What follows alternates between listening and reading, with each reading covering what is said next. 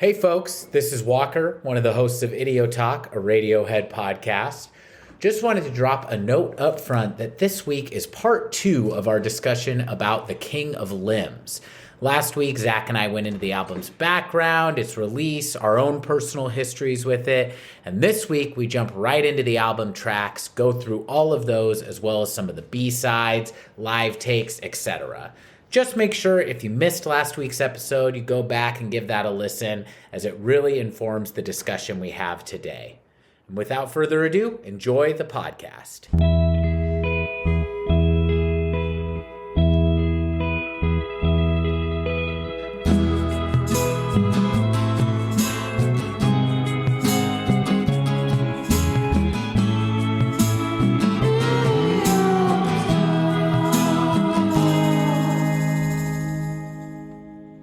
So what do you say we get into this album? Yeah, I do just, I would love to. I do just want to add one thing going back to kind of, cheeky titles or song names or album names that don't resonate with us.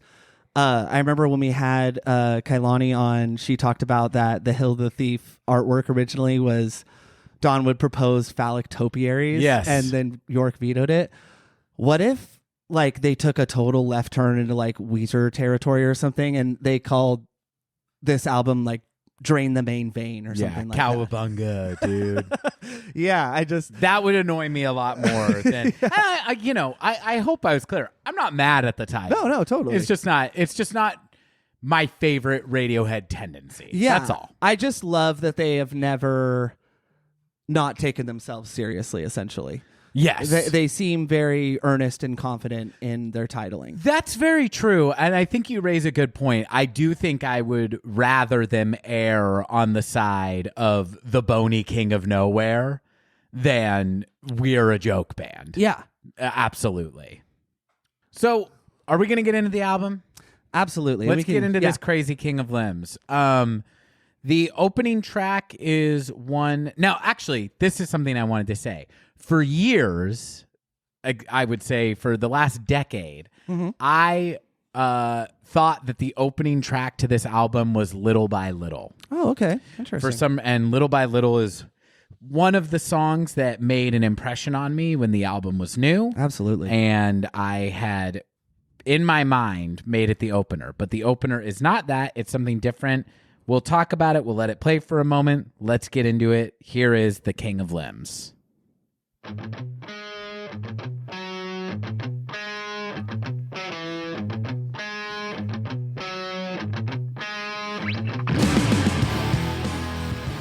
So all this is sampled, which you would not think. You really hear them going back to sort of the creep kind of grunge. Chaka. Yeah. Oh, whoa. In the back of an El Camino. Was scared. No one knew in my name. God, That's my old dude. house party because nobody came. Gosh, talk about I think I mentioned at the very end of our Kid A episode that even though Kid A sounds like the future and nothing since before or after, and I invoked Linkin Park, which I think absolutely drew upon Kid A, just as Radiohead were drawing upon Aphex Twin and so forth. But the results are not anywhere near as good. Part of me does wonder, was Radiohead embracing the fact that rock guitar music seemed to be kind of on its way out in the 90s and made the best version of that with OK Computer and Kid A, kind of incorporating new technologies? Or did they sort of influence such shittier versions, lesser than that? But how this is sort of talky, rappy. Sure. Not that Radiohead guides influence or anything like that of every single band, but it's just so interesting to think I don't about. think that Sum 41 has ever heard Radiohead.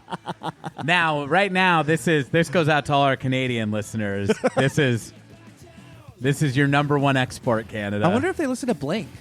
182. Should we get to the? I mean, since Yes. we made it this far, we should get to the. I remember. Don't count on me. What? Now, okay, here comes the big part.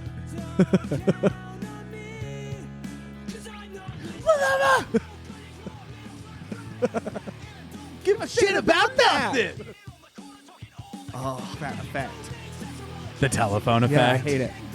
Yo, off the hook. Telephone book. Proportion. The doctor said my mom should have had an abortion. Just like we were talking about earlier, abortions. Yeah, it all comes Thematic. back around. And phone books. Let's abort that song. Yeah, it's not good. You know what's funny is I remember being disappointed when I got this album because I loved this song. I don't know how you felt about it, but I enjoyed it. Yeah. Yeah. I really 2001. 2001, and I very much related to the sentiment of, not wanting to become a casualty of society, a victim of conformity. Yeah. Lifestyles of the rich and the famous. Yeah, exactly. While just actively conforming to every trend I could possibly gain access to. I remember, I won't name the names here, but you'll know who I'm talking about. There was an argument about this song in the band I was in. We were like a pop punk band too. Oh, okay. Uh-huh. And there were brothers in my band, and they would, like brothers do. All of us actually would kind of viciously fight with each other. Like, yeah. We were like those friends who'd like known each other too long to like have that basic level of decorum. Walker's online diary during this era is pornographically violent. It's like, I hate my friends. But yeah, we would all fight, but these two brothers would fight especially. Oh, yeah. And I remember the brother, the younger, was... It was not Walker and I, by the way. We were not the brothers. No. I was not in the band. No, but we've talked about how Radiohead are the exception to what I think is a general rule that brothers should probably not be in bands together. Totally. And these two, I would say, did not disprove that rule.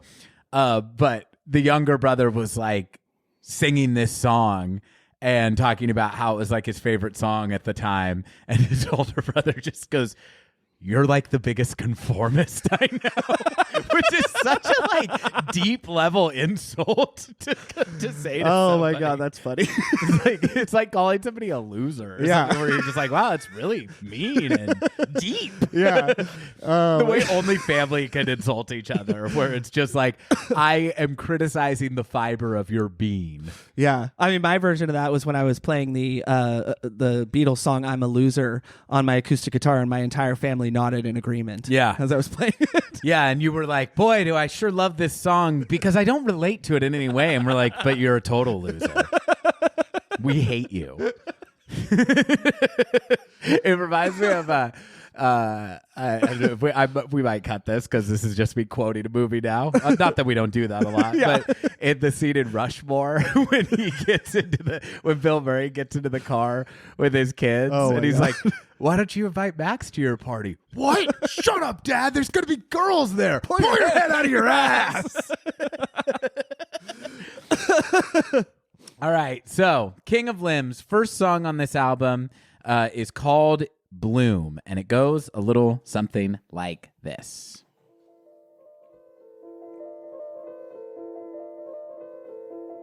Feel like you hear the sampling right away. That's a piano, Absolutely. but you also can hear that it's a little chopped and screwed. Yeah, and what's cool is it doesn't just replay that loop. You could see the piano track gets stretched out and then sped up. So there's not a lot. And it's already become condensed from what it was going do-do-dun, Yep. do-do-dun, and now it's just do-do-dun, do-do-dun, do-do-dun, do-do-dun. So what's so cool about this is until the voice is going to enter, but your ear, and by the way, that ba-ba, I get major In Limbo vibes. If not, sure, okay. Even a little bit. I would just say In Limbo, actually.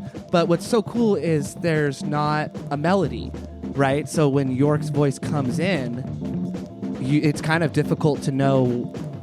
You just think about being the singer and writing this song. You have to really, really have trust on where you're going to project and land. Mm-hmm.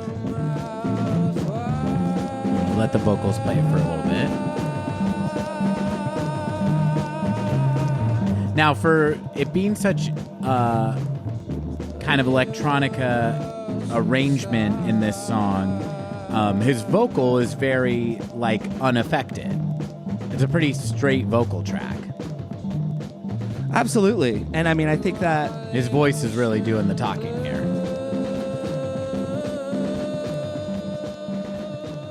No, yeah, I just love it. No, I'm sorry. I was just letting it breathe, but I think what you just said is such a good observation there. And this, we'll kind of talk about this as the album goes through, because I think this album isn't backloaded. I've never thought of what the opposite of a front-loaded album is. What would you say? The backloaded. Yeah, it's not backloaded.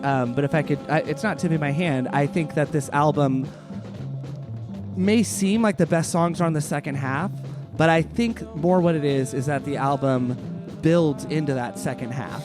Okay. So we'll just kind of leave it there. But I think that, and Brad talks about this in his book, and I've really thought about it a lot, is that in albums such as Kid A and this album, Radiohead don't push unique song forms as much when they use a deviation in traditional instrumentation. Mm-hmm. So not every song on Kid A has a chorus, and not every song on this album has a chorus.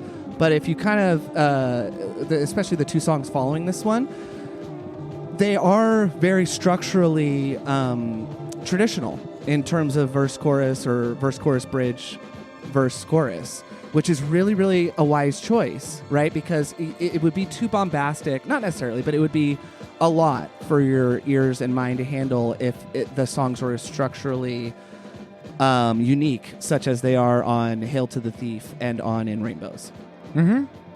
Okay, I think that's really interesting. I do want to point out, while the song is still playing, even though it's not related to what you just said, I think that you really hear their avant-garde kind of jazz influence here with the drum track that's happening, because this is, a 4-count. You can tap along to it, but it's very, very strange, and it's very strange to have it looped the whole time. This reminds me a lot of some of the songs on Bitches Brew, where you have like a simple time signature going, but what the drums are doing is so out or off that it creates a much stranger effect, Yeah. Well, and I think In Limbo is a great example of that. I remember when we were listening to it. Yeah, you blew my mind with that That's beat. in a 4-count. Yeah, and that's, I would just say that, God, what is the second single from Amnesiac? Why can't I remember? Is it Knives Out? Yes, thank you. Yeah. Knives Out, I feel like, although totally different song than In Limbo, the downward motion of the guitar and the way the instruments are playing at odds with one another in a way, it really does, and I mentioned the noise, the sort of reminds me a lot of In Limbo. It's similarly there, where it's, like you said, it's a 4-count, but I think to discern that is very difficult with what the drums are doing and the way York is singing against it with these very elongated statements. And talking about the statements, just open your mouth. It's very, very Tom York, Radiohead kind of lyrical opener, I think. Love this. That's Bloom. It's fading out right now. It's street spiriting. Now, you said this album isn't backloaded. I think this opener represents a very important shift in the Radiohead catalog. A catchphrase of mine, or something of a catchphrase of mine, has become, damn, do these motherfuckers know how to open an album? Yeah. I think with Bloom, what we have here is the end of a 7-album streak of knowing how to open an album. Oh, okay. Interesting. I'm not saying whether or not this album is backloaded, but I am saying, having every time I've listened to this album over the last several weeks, listened to it all the way through, this one has not grown on me. There are songs on the album that have grown on me. I really don't like that song. Really? Okay. Yeah. All right. So yeah, I mean, I don't think that it's as strong as 15 Step or 2 + 2 = 5 or Everything in Its Right Place. Probably my 3 favorites, right? Sure. Airbag, maybe being tied in there. I got them all tied for one, except for, but I'm saying, it's not as strong, but I really do like the tone. And like I was saying before, I think that this album is one, for me, again, that is meant to be actively listened to.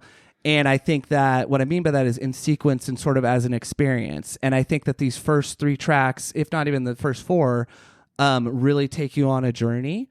And we'll get into that journey as the next track starts. But I do just kind of, I maybe have the most notes on this song. So don't worry, listeners, it's not going to be this long. But I I guess my summary of it is that a couple things are really striking about this song that I'd like to highlight. So Radiohead are listening to and aware of dubstep, right? And similarly to Kid A, they're listening to a lot of contemporary electronica music, but they're running electronic music style through more analog instrumentation, whether that's the Owens Martineau, whether it's the right, and they're doing something very similar here. This does not sound like dubstep, which, by the way, in 2011, dubstep was blowing up massively, right? And this is really, really cool on these first 3 tracks. They're pushing and emphasizing what is typically thought of as monophonic instrumentation, piano loops, and building a melody around that, which I think is really, really, really cool.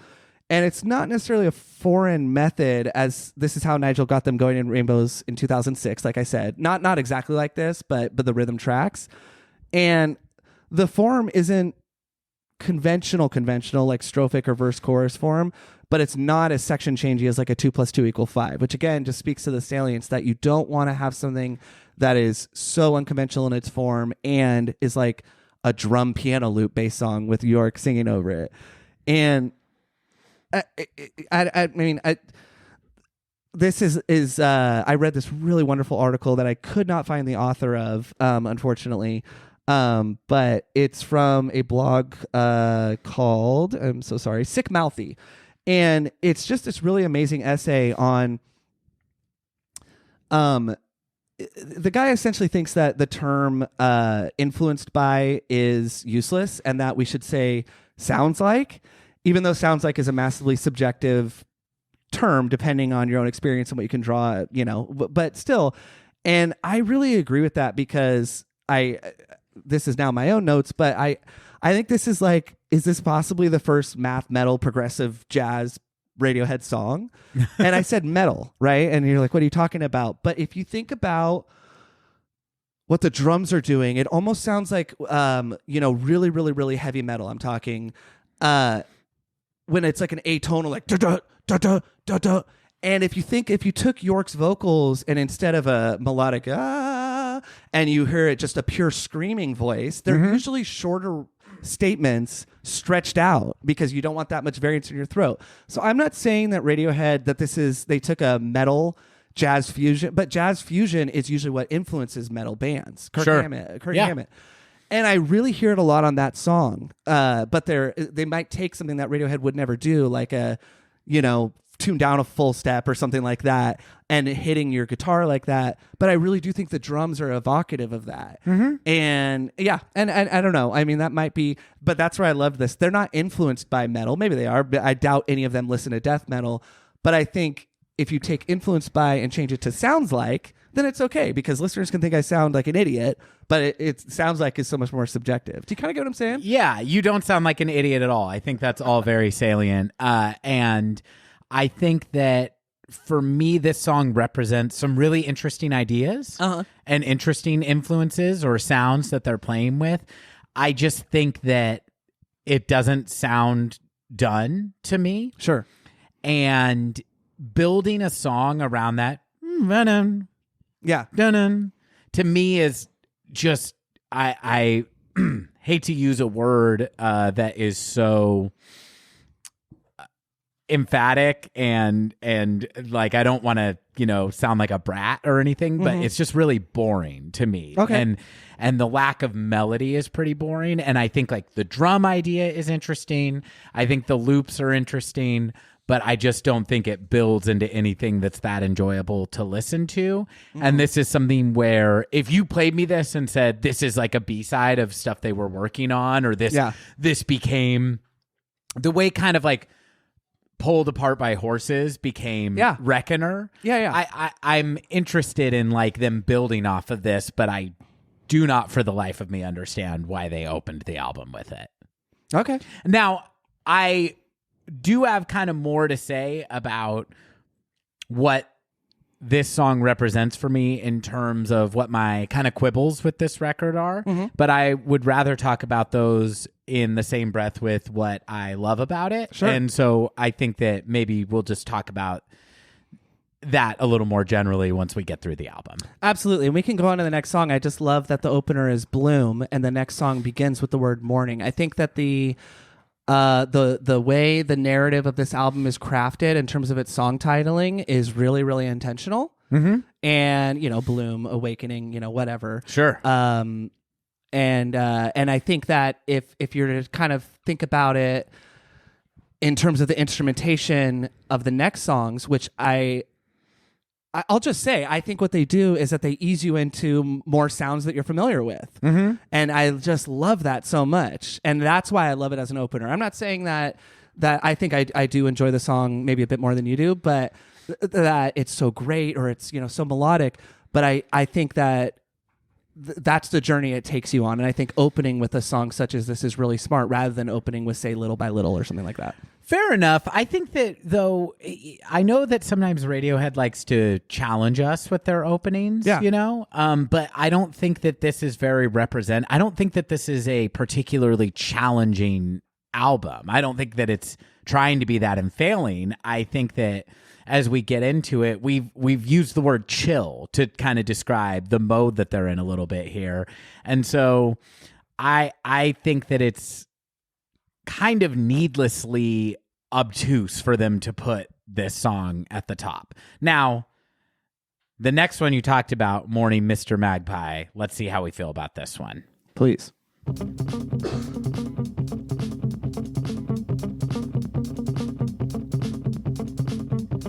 So we're hearing what is I'm sure there were guitars in that last song, but what is recognizably a guitar. Oh, yeah. Now, Zach, I have a little thing about this song. Hit me. This is a very Johnny Greenwood part, but it's a very Johnny Greenwood of now part. Mm-hmm. This percussive playing is very much kind of what a lot of the songs on The Smile are built around. I 100% agree with you. So it's kind of interesting to hear this on Radiohead from, 12 years ago? Because... yes, dude, 12 years ago. This isn't super typical of the sound in Radiohead that he goes for. Not at all. I mean, this song is so exciting to me because the percussion is still driving the song. And like you were just saying, even the guitar has a muted quality, right? So it's more percussive playing on an electric. I definitely hear a palm mute of sorts. Mm-hmm. And so the guitar is a muted quality, but the bass sounds natural, right? Mm-hmm. That's just so cool to me. And the form of the song is very straightforward, given the lack of normality in the timing and the mix, right? Mm-hmm. And it's more normal than the opener, but this is still a very understated song with the percussion is still front and center. Well, and let's listen to a second just to that percussion in the guitar, because I think you really hear the kind of unnatural effect of the looping.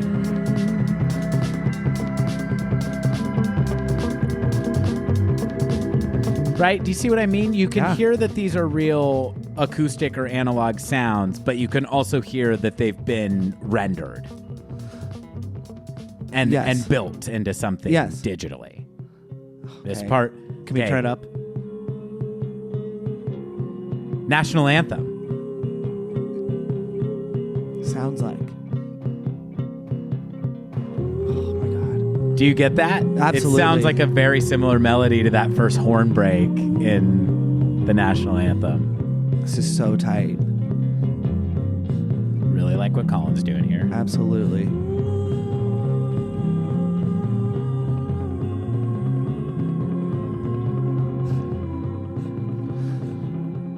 This one, for me, Zach, is one of the aforementioned growers. Mm-hmm. And it's been a very kind of last-minute grower. I listened to this album on the drive up here again, and kind of right up until today, I was pretty take or leave Mr. Magpie. Kind of leaning towards leave. Oh, okay, wow. And then I was listening to it today and completely unselfconsciously, without any premeditation, I found myself singing along to it. And that stood out to me. I was like, oh, I must enjoy Morning Mr. Magpie. And I'm a Radiohead fan. I must enjoy it. Yes, I must. It is compulsory. Yeah, no, it was like, oh, I guess it turns out that I do kind of like this song. Now, this is another one. I don't mean to keep holding back, like what I say at the end is going to be so interesting. This is another one where I kind of, my overall feelings about this album can be exemplified in what I think could have been done differently with this song. But I do like Mr. Magpie. How do you feel about it? I mean, I said the song's so exciting, so I think it's pretty obvious I like it. I do just want to point out and harken back to my point that I think that like the first song, dubstep is really peaking at this time. And they're translated through instruments. And then I also talked about a possible like metal type sound, but through a much different melodic quality. The bridge of this song where everything cuts and that you have that really bassy kind of string section. Yes, so the singing is very Radiohead and very national anthem-y, but the way everything cuts into kind of a new riff that's very...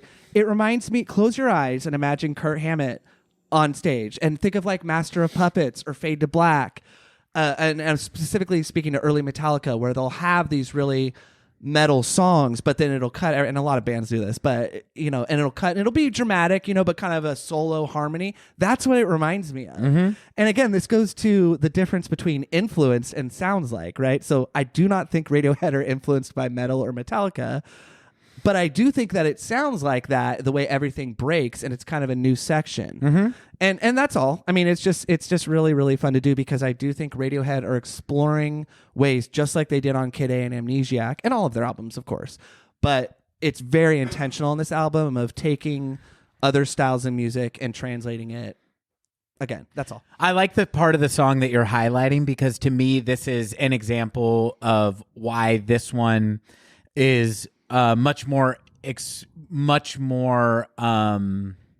well executed version of the particular experimentation that they're going for on this album than Bloom is.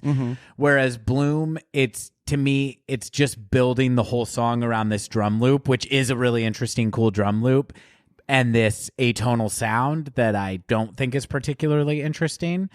That one is kind of slipping into the flights of fancy into electronic music, more reminiscent of Hail to the Thief for me, that are less interesting because they're repetitive. And if I'm not particularly taken by the sound that they're building everything off of, the song gets a little boring to me. Like Backdrifts or something. Like Backdrifts, but Mr. Magpie has what makes their electronic songs on Kid A and Amnesiac so interesting and successful is the arrangement. There's a ton of precision in the arrangement. There's a lot of stuff being dropped in and out, and it's changing to new sections in this way that is so subtle that it kind of sneaks up on you. Yeah. And one thing that Radiohead are so brilliant at, Zach and I, maybe on pod, but I know off pod, we've talked about how section change and key change is sometimes something that bands or musicians, they force into a song, and it doesn't necessarily work for me if you just jam a key change or a new part. Radiohead is able to do it without you knowing they did it. And I really love that. And I think Mr. Magpie, as it gets into that kind of, it goes from this bouncy kind of groovy feel to this dark and ominous feel, and it does it in a way that it doesn't disrupt the flow of the song in any way. Yes. They really sneak into it in a really nice way. And that's where I think what you just said, like if you picture that riff, you could hear it in a metal. I mean, just because of the repetitive downward motion, if you imagine it like that, and then it cutting everything into this I could hear it as a metal guitar driven song so much. And I'm not going to say this about every single song, listeners. But I just love that so much. And I think to your point of where sometimes it'll feel like they jam a key change, and sometimes metal songs strike me that way a little bit too, where they have to cut everything for this dramatic melodic break. But in that song, because everything starts off a little bit more muted, I think it really, really works. I totally do. And I also, the word muted has come up and the word quiet has come up. So far, and one thing I really like about Morning Mr. Magpie is it is this like really busy riff. Yeah. Busier than like we said, I would say most Radiohead riffs that sounds a lot more like the seeds of how Johnny's playing is kind of developed in The Smile. Yeah. And I love that they're taking this really busy thing, but it's really quiet. Yeah. It's really restrained. Nothing ever really gets above like a middle volume. Mm-hmm. And that's something that I find very, very interesting about this record in general. We'll see if they stick with it. But so far, I feel like the two things we've been presented with are like, this is Radiohead in a quieter mode. Yeah. Last thing I'll say, it's a minor quibble, kind of fanfic on my part. I kind of wish this was a Smile song. I kind of wish that this was something that they kept around and developed and turned into a slightly more rock and roll arrangement as The Smile. The Smile is, in my opinion, they do a lot to kind of beef up their arrangements to compensate for the fact that it's a 3-piece and not a 5-piece. Sure. And I kind of think that kind of arrangement might serve this song a little better. Yeah. I like that it's quiet because I like that I mean, I'm contradicting myself. I really like that they're doing something restrained on this album.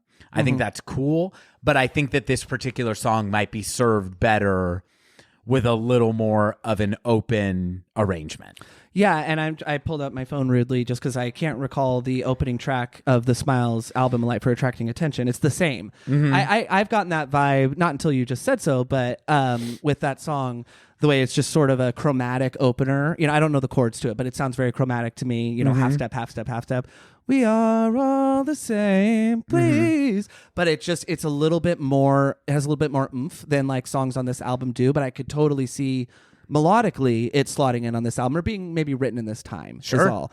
But I like that call, and I hadn't thought of that, the way Johnny Greenwood seems to touch the guitar in a much less forceful manner now than he did when, say, you know, during the Benz era or whatever. It really is evocative of The Smile. And probably because after in Rainbows, in watching live footage of them, he seems to be in a lot of other places besides just playing the guitar. Whereas when we saw them play with The Smile, he did have the bass, but he was primarily on stringed instruments. Yes. Which is really cool. And this is the most percussive guitar playing I've heard in any Radiohead song so far. And I would say that percussive style is very prominent in The Smile. Oh, yeah, absolutely. So it's just cool. It's cool that when we get to their next album, too, there's a couple particular Johnny Greenwood sort of like almost like guitar dialects that appear on that album that I'm like, oh, and then that's a thing he like built a whole song around on The Smile. Yeah. So, you know, as much as we said this album is not a reinvention, like none of these guys are resting on their laurels and doing the same thing every album. And I love that. Well, Ed is resting on his laurels every album. Yes, but he's doing it in a new way. I'm joking. But yeah, I love that Johnny Greenwood he's still finding new ways to play the guitar at this point in their career. And that's something that's still awesome. finding new ways to use his tools. There we go. The next song, the one that I falsely thought was the opening of this album, is Little by Little.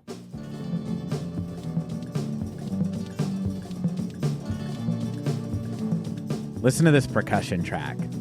That clattering sound to me, it sounds like somebody playing the spoons. Well, you know, Walker, I loved your analysis on what Johnny Greenwood's score reminds you of, and There Will Be Blood on our episode with Casey Pegram, how you said it reminded you of what you imagine is going on in Daniel Plainview's head. Mm-hmm. I think that you really hear the...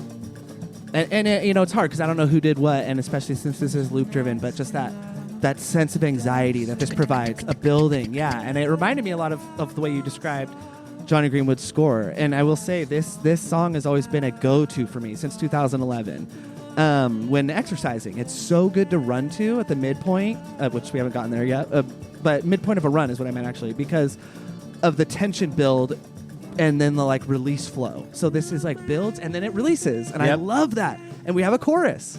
And once again, the arrangement is so cool and careful because the chorus stuff is dropping out. They're going down for the chorus, right? Yeah. And then let's listen to After This Chorus, because this is one of my favorite moments of production and arrangement on the album. So we'll just let it breathe for a second. So we lost that clattering spoon sound.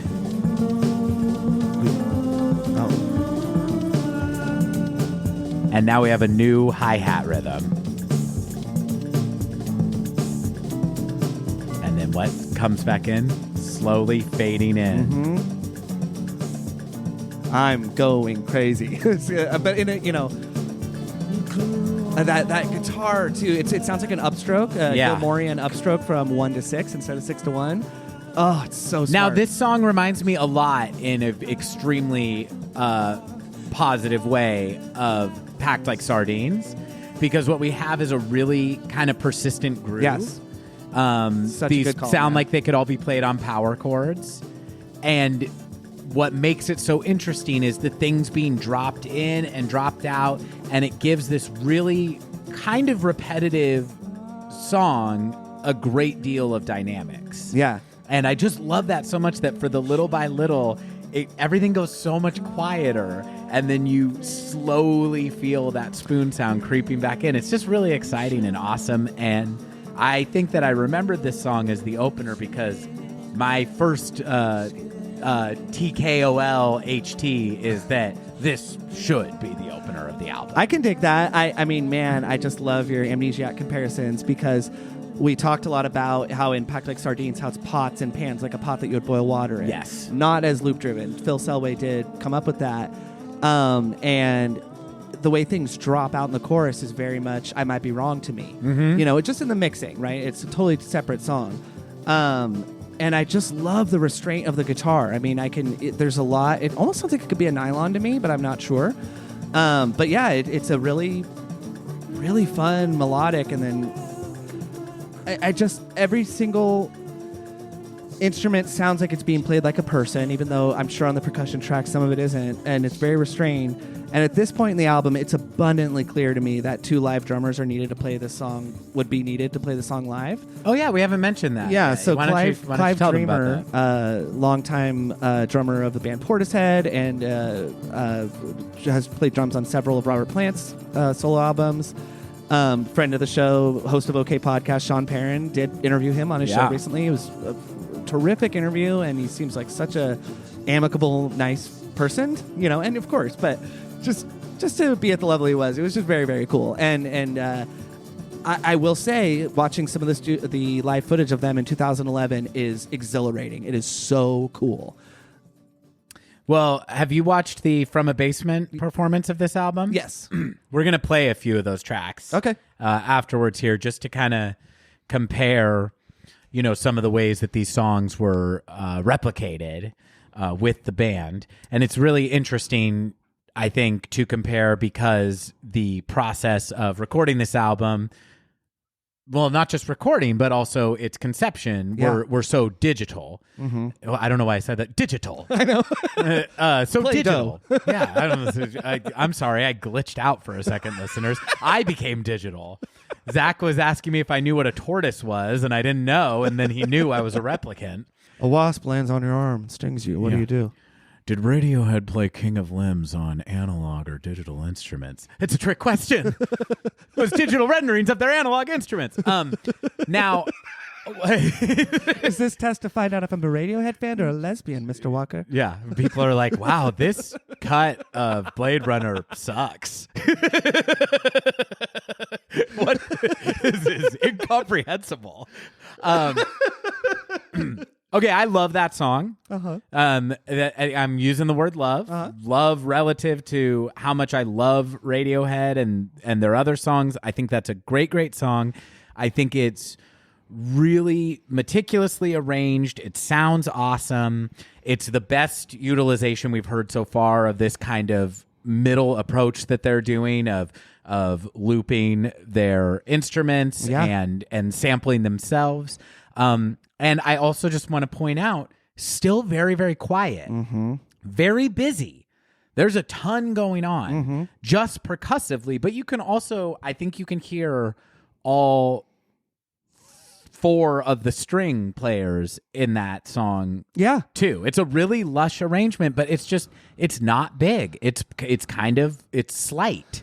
And I think that's really cool. Yeah. And I'm starting to, at this point in the album, get a feel for what they're kind of doing sonically, and I like it. That's why I love Bloom, Walker, is because Bloom starts off kind of. I think your objections are really strong. Sure. But it blooms into Morning Mr. Magpie, which I think you just said that you like more, right? A little bit more traditional instrumentation, a little more melodic. Well, look at where you're at little by little. Little by little, they've given you a little bit more traditional instrumentation, right? You have what sounds like a nylon string guitar, maybe with a little bit of like a Latin flavor to it or something like that.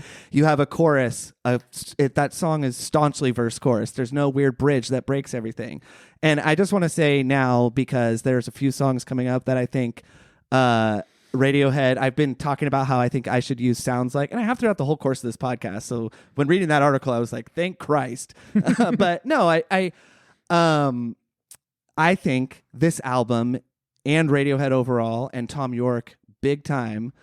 You pointed this out in our Hail the Thief episode. Is influenced by and sounds like Peter Gabriel so much. Interesting. Yeah, I mean, just like, but there's a particular song off Peter Gabriel's 2002 album, Up. The song "Growing Up." Okay, this song melodically really, really matches it, and it's really, really, really interesting. The one we just heard, or one coming up? Little by little. Okay. Yeah, and the other thing that I was thinking about with like a Peter Gabriel, kind of Tom York possible influencer sounds like, is we talked about how Wolf at the Door and Jigsaw, how we hear Tom doing a low harmony with himself. Yeah. Very, very kind of a Peter Gabriel thing to do. And I think Tom's vocal quality, although Peter Gabriel has much more of like a tenor kind of deep voice, Peter Gabriel, when he goes into a falsetto, like a lot, it reminds me of York's singing style in this album. So anyways, listeners, listen to that album. That's more of an obscure Peter Gabriel song, but I listened to them back to back, and I was like, holy shit. Yeah. Yeah, it's interesting that you say that too, because so far I would say also this album is stripped down in its vocal approach in the 3 songs we've heard. You know, we've talked about Radiohead are not a particularly harmony-driven band. They do harmony, and they do Hail the Thief being the most. They do layer stuff, but there's lots of songs where they have one vocal part. But this album, especially so far, I think that York is taking the vocals are not necessarily super front and center on these first 3 songs. No, and it does sound like a single track vocal. It doesn't sound like they're layering them. It sounds like a single track vocal, and it also sounds like he's singing quietly. Yeah, he can I go. agree. He has a big voice. You're right. But little by little, yeah, it doesn't sound like he's like projecting a ton. Yeah, we're not in the there coda moment. No, so just again, there's a really conscious choice to keep this one kind of down, and it's a choice that I am very much digging in that last song. So up next we have Feral. This is a song about Pharrell Williams, and at the time that this came out, he was wearing that big kind of Arby's style bucket hat. And Radiohead was like, we're not just going to pay tribute to dubstep, we're going to pay tribute to the leader of the Neptunes in that crazy hat he's wearing with this song, Feral. It's also about Perry Farrell, the singer of Jane's Addiction. Oh, okay. Well, I mean, my analysis... I'm, of course, being humorous. Oh, okay. I'm just being humorous. So, I mean, I love the kind of, again, nature-driven self-title. So we have Bloom, Morning Mr. Magpie, Morning, and then Little by Little doesn't slot into that necessarily. I talked about how I think that's more of an allusion to they're easing you into traditional instrumentation. This disrupts that hypnotizing spell or effect the album has cast over me, at least, where the 3 songs, I'm like, oh, by the time Little by Little got there, I'm like, that sounds a little bit more what I'm used to. This song really does feel to me like a feral robot, short-circuiting in an organized manner, and kind of, it has a little traces of the title track from Kid A effect on me, but with better sequencing, in my opinion. Okay. Similar to Pull Revolving Doors. I like the slotting in of Pull better than I do the title track of Kid A, even though I really like that song a lot. And it makes me think that if Sit Down, Stand Up had been track 5, it could have worked better. Because I really like this as the 4th song after they've eased you in through Little by Little. Those are kind of my general thoughts. Did that make sense to a degree? Yeah, absolutely. Okay. I'm kind of listening for when the kind of like synth loop kicks in. Here it is, I think.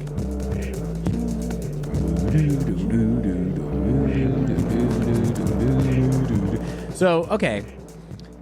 This is where I really hear kind of this contemporary influences. Sure. Of what was going on at the time bleeding in. You talked a little bit about on Hail to the Thief about how it's the first album where there's moments where you feel like their influences are like outpacing them in certain ways. And this to me sounds like Radiohead working in a genre that they're not comfortable in or good at. This is... I do not like this song at all. And I like it a lot less than Bloom. Interesting. To me, I like it the same. Like, these sounds are stupid. Okay. Me. This do-do-do-do-do-do-do. Like, them doing this, like, driving kind of like house music bass line, it doesn't... Listen to this. I don't like this sound. I want to be careful when I say... This doesn't sound like that. Why I like it. The only reason why I like it is in context of listening to the album in sequence. Now, I do think the song Kid A, the title track from the album Kid A, is probably less jarring and more enjoyable, and maybe more of them working in a space that they're comfortable in. But similarly, I like it after Everything in Its Right Place and before, is it the National Anthem? Mm-hmm.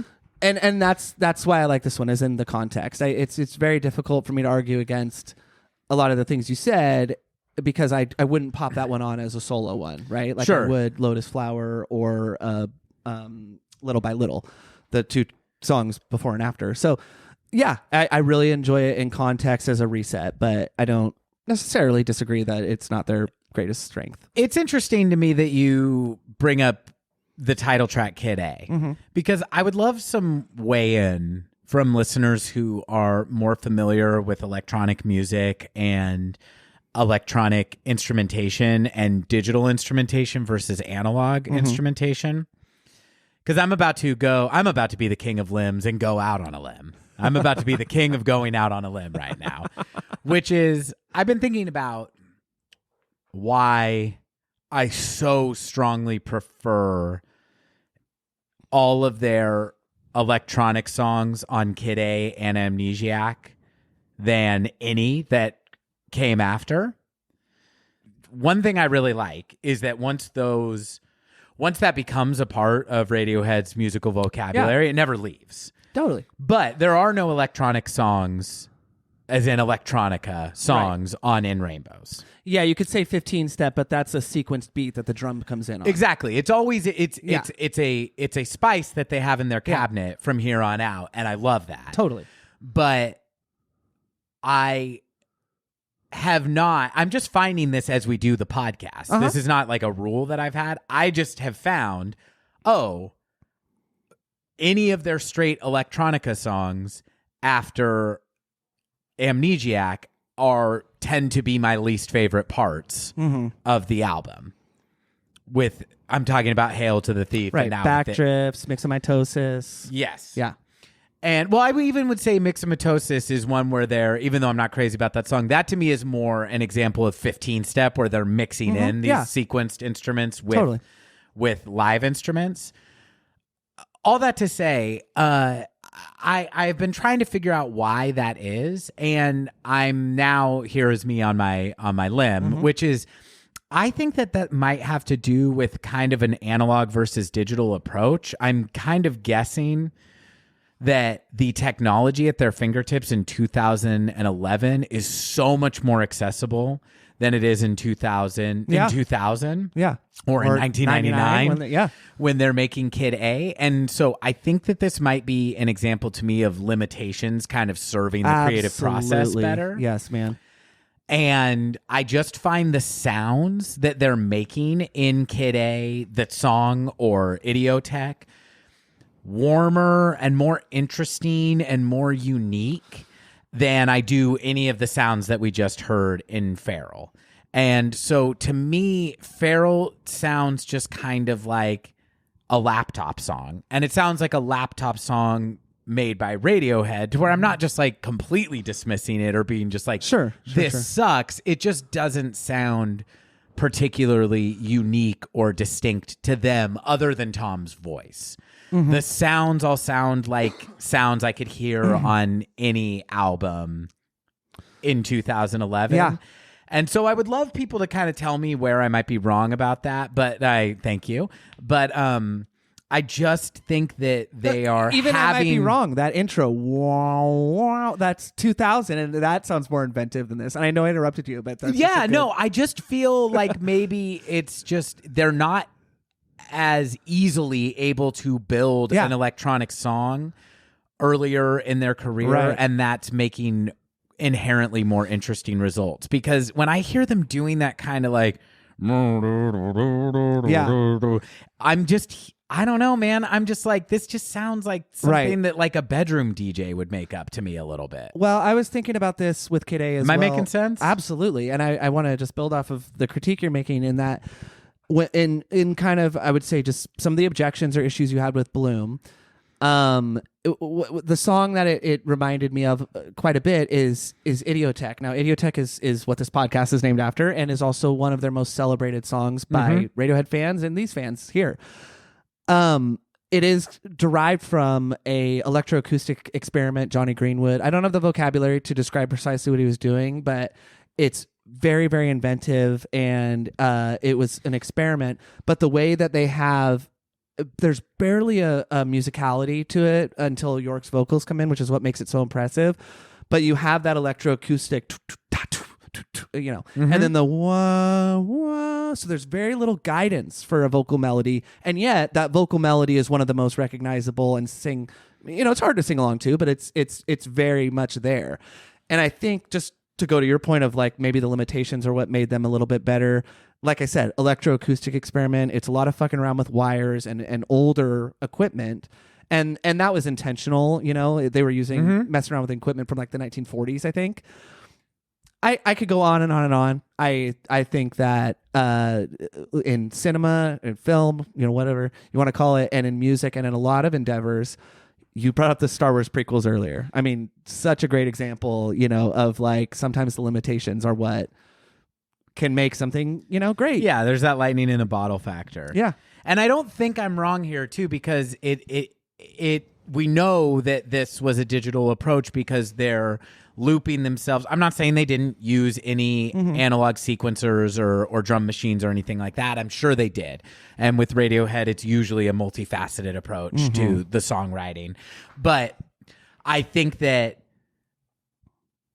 when they were sampling themselves and other kind of field recordings and even other, I think Idiotech also contains a non-original sample. I believe that snare sound is that's what he was running through an electroacoustic. Right. Yeah. There you go.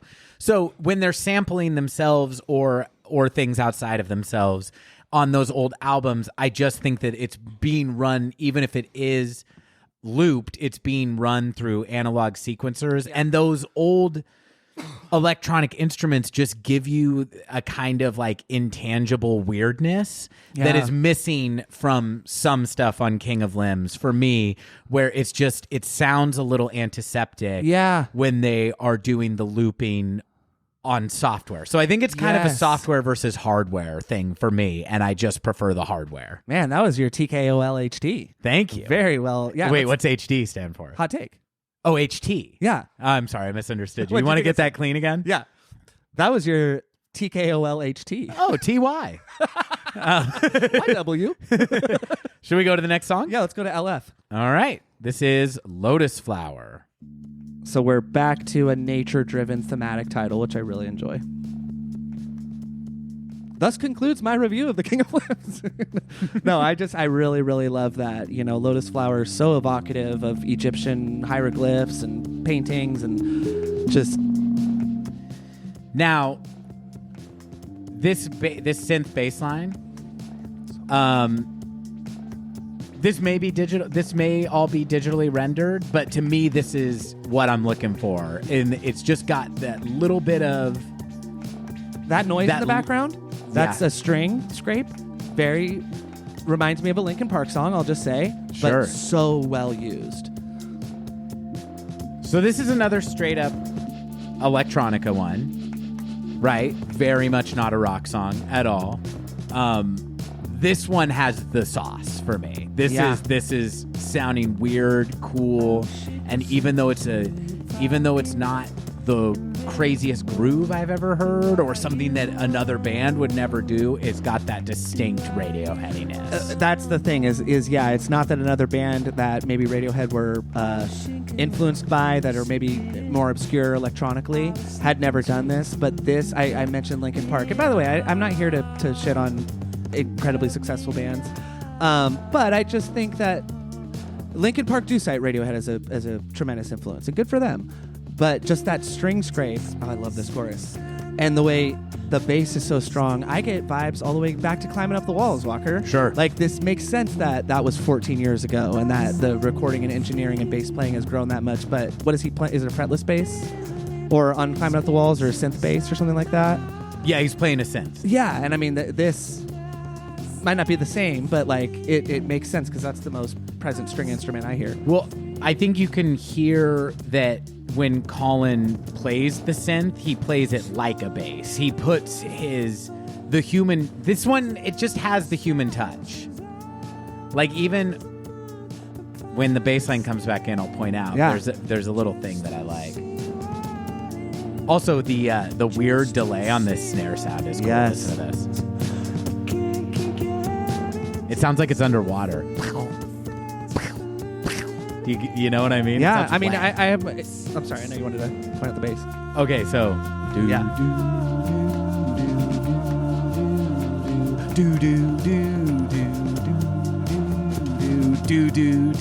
That's it. I just like that he hits the note twice there. Yeah, no, it's great. It's It's going back into what Johnny does on I Might Be Wrong in the live performances. He adds in an extra, and you could just say double time or whatever,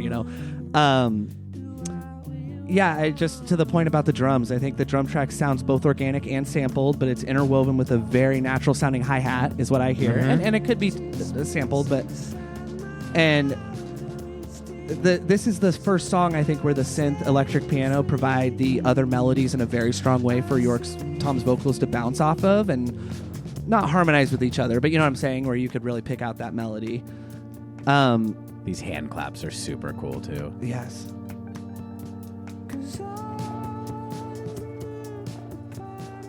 Yeah, this song rules. I really like this one. Yeah, and I'm hearing, for the first time in a while, quite a bit of Bono influence in the singing. Oh, sure. And it's hard sometimes to compare Radiohead in this era to U2. Not that U2 aren't amazing musicians, but they have stuck... Well, that's not true. In pop and Zeropa, they definitely experimented. That said, structurally, their songs are, a lot simpler than a lot of Radiohead songs, but I really, really hear... Bono doesn't go into a falsetto such as this a lot, but it something about his singing is really evocative of that. And again, very Peter Gabriel in his falsetto a little bit too. I get that. Peter Gabriel wouldn't sustain a falsetto for this long of a song, but, sounds like, not influenced by, guys. There's that bass line you're talking about. Oh, it's so tight. We talk all the time about Tom York's amazing dancing, and the video to this is Dancing It's Famous, but folks, watch some of the From the Basement. The thing I love about Colin, as shy as Johnny is known to be, and Colin is a very shy person as well, he has his own dance moves, but he's got a bass on at all times. I love it. A lot of lip biting and a lot of head movement, and it's cool because the bass cuts in and out, but when they're playing live, he has to know when to stop. Yeah. He'll keep his right hand going to keep the groove on. It's a really, really cool technique. Yeah, Tom York is really in his bag, just kind of fashion and vibe-wise during this period. So hell yeah. The video of Lotus Flower is him dancing. He's making kind of an unfortunate hat choice in that video. Oh, I feel like he's kind of poking fun at himself a little bit. Or no. Okay, I don't know. That's generous. I mean, I guess I wouldn't take it off the table. Fun, but he Please go ahead. No, that's it. I mean, it's just he's got like kind of a pork pie hat on in the video. Yeah. Maybe he's poking fun at himself. That wasn't clear to me. Now, I love Tom York's dancing, and I think people. It became a very famous meme. It became a meme from this video, and I think that people, even in memeing it, like his dancing is embraced. But in the From a Basement performance, he has a little vest on. I will say, I don't think 2011 was the most fortunate time in the many looks of Tom York. And I'm not hating. Tom York is like a style icon to me. Sure. And you gotta take some risks when you do that. Yeah. And they're not all gonna age super well. But I don't know. The early teens, I think, is a little bit of a weird liminal space in fashion that. Oh, you mean like 2010 on? Yes, I think that era looks a lot more. I think 10 years ago looks a lot more dated than like even like 15 years ago do now. Okay. I'm really excited. A little preview for the listeners. We are going to be. Is it okay if I give a little preview? Walker and I are going to be discussing the looks of Tom York. Yes.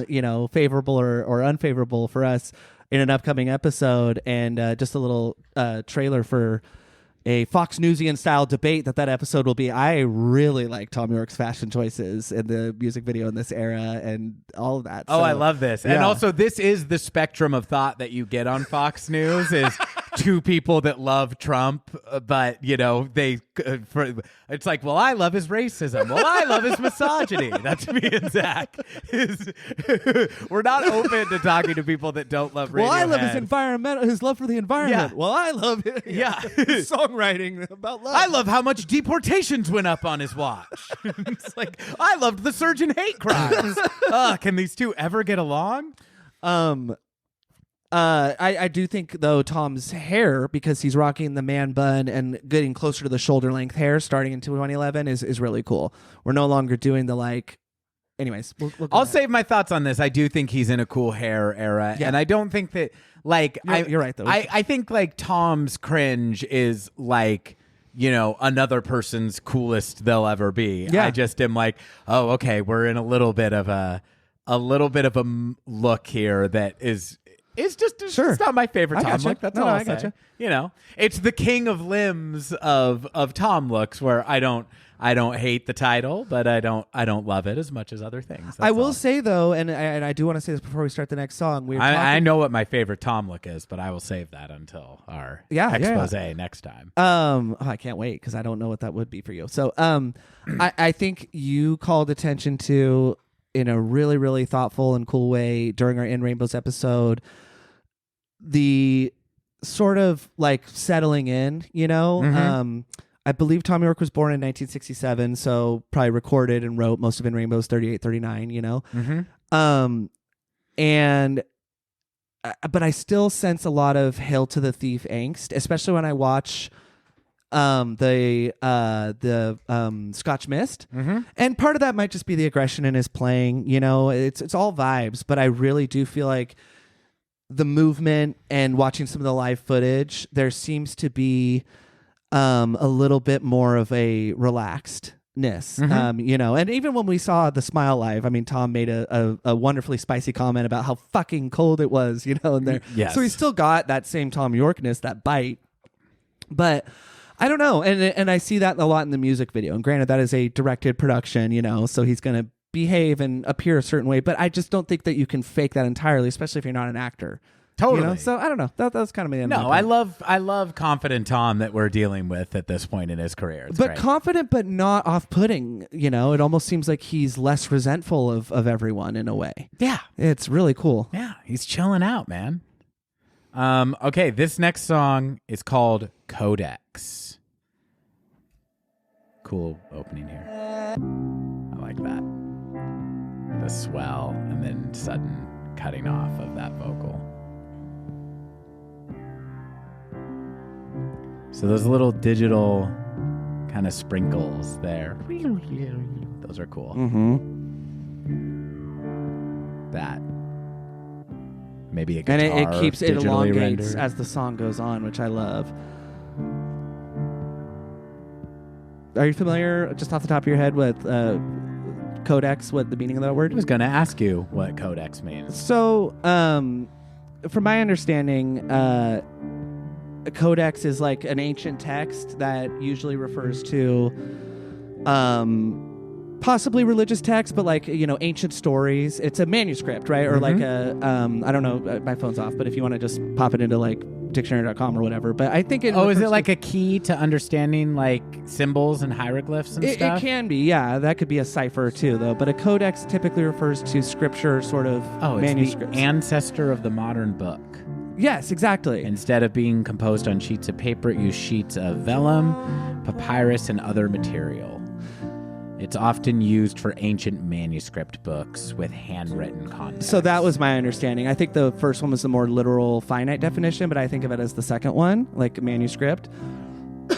So, to me, this might be a big fucking stretch, but what I think of it is, if it's a codex is sort of a window into the past, I think that it's maybe self-referential of Pyramid Song. It's not rhythmically the same thing like that, but to me, because of the sounds like comes to mind, obviously invoking Radiohead is the safest bet, but like it really gives me the similar feelings of passing away with a melancholy sense of peace, possibly rebirth a little bit, and I don't know. The melody and chords are much lighter than see, that to me is very this evocative horn section. Can we just let this work? work? Of course. I just wanted to make sure that they heard a little bit of that. Please continue. No, of course, thank you. Those horns though, and the way they kind of sustain, remind me of what I always thought of as kind of mermaid sounds in Pyramid Song. That Johnny is doing on the Owens Martineau, right? Same as in Where I End and You Begin. They remind me of mermaids or whale or whatever. It's horns this time. We have a little bit more of a major uptick there. So that's why, like I said, why it does remind me of Passing Away very much in a filmic sense. Like, and that tracks too with what the band had accomplished working with filmmakers. But yeah, it really gives me Pyramid Song, and I prefer it to that song. Wow. If we were to compare it, I love Pyramid Song. I recognize what a work TKOLHT right there. It's just because Pyramid Song doesn't have really anything that it's more like videotape for me, where it's like the thoughts of a dying person without an illuminated. I think of this as a rebirth, like of somebody who is going to be reborn after they die. I just love it. That's beautiful. I think this song is so great. I don't have nearly the analytical level of commentary to give that you did, but this is one that as I listen to this album a lot, I'm like, how the hell did I miss this song? It's so gorgeous, and it's prettier than anything they've done in a while. When it changes to the chords, whatever chords it changes to, it's the water's warm. It changes to like a major chord there. Yeah. And it's so nice and pretty. And it does have a really kind of positive, even though it's like, it's a very like end creditsy song. Yeah. But it does have, I could see it being the more like optimistic sibling to Pyramid Song, which is, I think, why I love it. And this is one that was familiar in my King of Limbs catalog from going back to it. I would probably say 4 out of the 8 tracks I could have remembered the melody in like 2012. You know what I'm saying? But this one, because Pyramid Song, I was so struck by when I first heard it, really enjoyed it. And then it's just, even though as much as I've always loved Amnesiac, it's just, it didn't speak to me. And I love the technicality of it so much. It's still, it's so funny that this song, I just spent the entirety of it comparing to another song, but whatever, what are you going to do? I just think it's because the feeling this one gives me every year I get older. You think about maybe, how your life is shortening a little bit, every year that you get older. And I just love the optimism of this one a little bit more that is provided melodically just for me. Mm-hmm. Now, would it totally mess up anything that you have arranged over there if we plug in my phone for 15 seconds to play the beginning of a song? Just the first 20 seconds of it that I think Codex sounds identical to? Sure. Okay. Let's do it. Not identical. I'm sorry, listeners. That very much sounds like. Tempo's a little bit different, but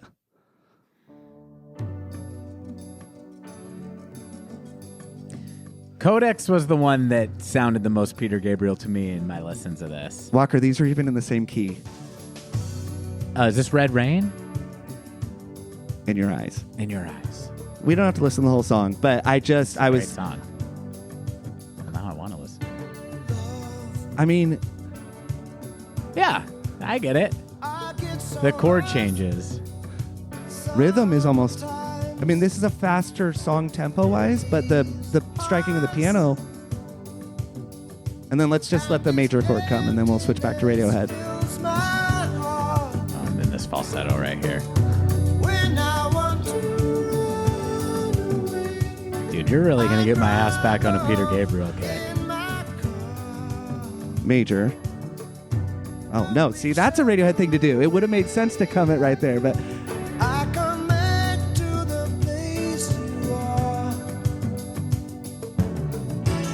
Okay, so...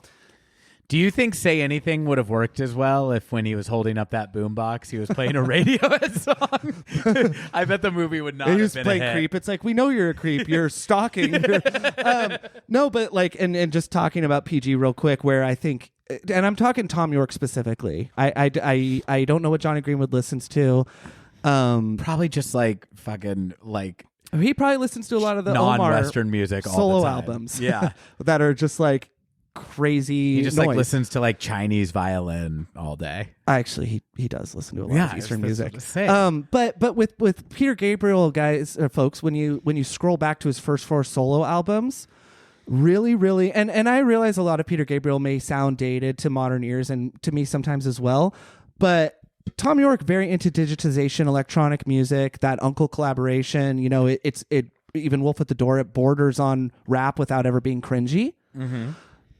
How that was very much Peter Gabriel in this late 70s and 80s, Right. You with know? like world music. Yeah. So that maybe I'll I just spent the last song comparing it to a song in Radiohead's back catalog and another artist, but it's just very, very, very, very interesting to me.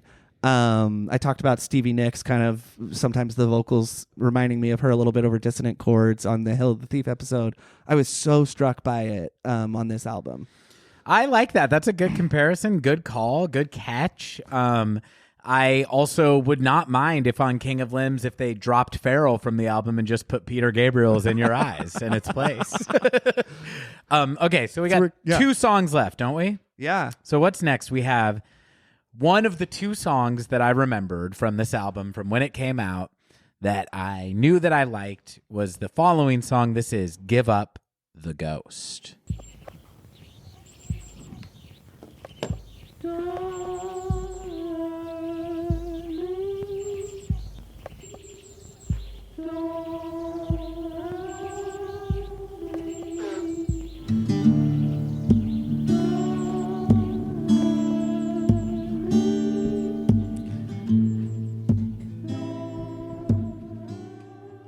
So working in a very mellow mode on this one.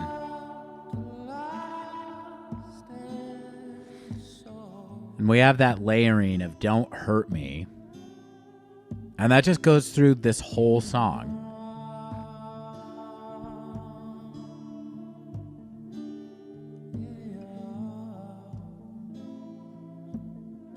By far the most acoustic sounding thing that we've had on the album too, and not just in reference to the fact that this is obviously being played on an acoustic guitar, but that also percussion, that hitting of the 3 there, sounds like it's maybe a water drum, maybe just a bongo, but it's something nice. It's it sounds like some sort of animal skin percussion instrument. Or hitting the body of an acoustic even. Oh, like, I think. Like in, that's a good like call. in Black Swan. Sure. Oh, well, the live performance of Black Swan. Right. That's a good call. Maybe it is that. Because it has that wooden resonance that when you tap on an acoustic guitar. All I know is it's a very nice sound. And now we talked kind of about, or I asserted that this album was not really heavy on vocal arrangement. But in this song, what we end up having is kind of just a building of vocal parts. Once something comes in, it doesn't really drop out. I love it. And now you can hear back there, in addition to the "Don't Hurt Me," it's repeating the "In Your Arms." And then that really, is that Colin probably playing really high up on the neck of the bass there?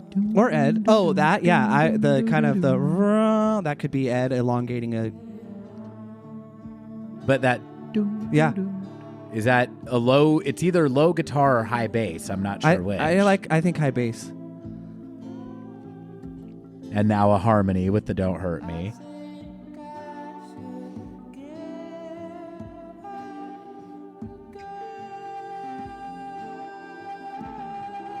So what I find really interesting and unique about this song, it's very much in harmony with the last one, is it's kind of, this is different than the last song, but I feel like these two work so well together.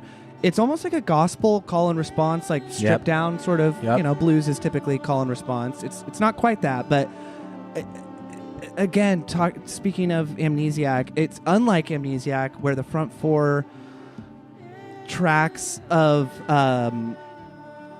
Amnesiac are variant, right? You have Packed Like Sardines, then Pyramid Songs. You have some sort of digital electronica, then straight to voice and piano, right? Mm-hmm. Then you have Pull back to electronica. Then you have You and Whose Army, right? So we have one and one. Mm-hmm. I love the way in this album they do familiar instrumentation in sequence with one another. It's so smart. And I talked about how in the last one, it feels to me like a little bit more of an optimistic version of Pyramid Song, like someone who is passing away, but there's some level of optimism. It could work so well in a film. With this one, I feel like it's a continuation of that. Give Up the Ghost, too. Mm-hmm. And I just think that the Radiohead are so evocative in this song. Like, I just picture the way each vocal melody elongates, like you said, never goes away. It's like watching like mist evaporate or like stay in the air. Or fog or something like that, which fog, very much like it just, I don't mean to I'm not trying to make everything tie in visually so much, but it's so strong on those two songs for me. Or maybe a feeling. Yeah, I agree. I mean, I also feel like with this song, they're like not afraid to be pretty. No. And I really like that. Not that I think Radiohead is afraid to be pretty, but I think that they have an instinct that is an instinct I really like about them, where they'd rather be interesting. That feels like a song they would have cut from Hail to the Thief. Totally. It's too pretty. Whereas this one, it's so embraced. I love it. Yeah, and maybe I'm saying that too because I know Tom is on record as it taking him a long time to appreciate his own voice because it was too pretty. Yeah. And that's an instinct that I wish, I mean, not to turn this into a negative, but often I'm shown music by people who I respect and I think have good taste, but it's like everything is too nice sounding. Mm-hmm. And like, it's just something that I appreciate about Radiohead a lot, that it's like, if they have something that just sounds nice, they're going to fuck with that in some way. They're going to put a weird sound in there, or they're going to make the lyrics super depressing, or they're going to change keys in the middle of it. They're going to do something that kind of subverts that expectation of like nice sounding pop music. For sure.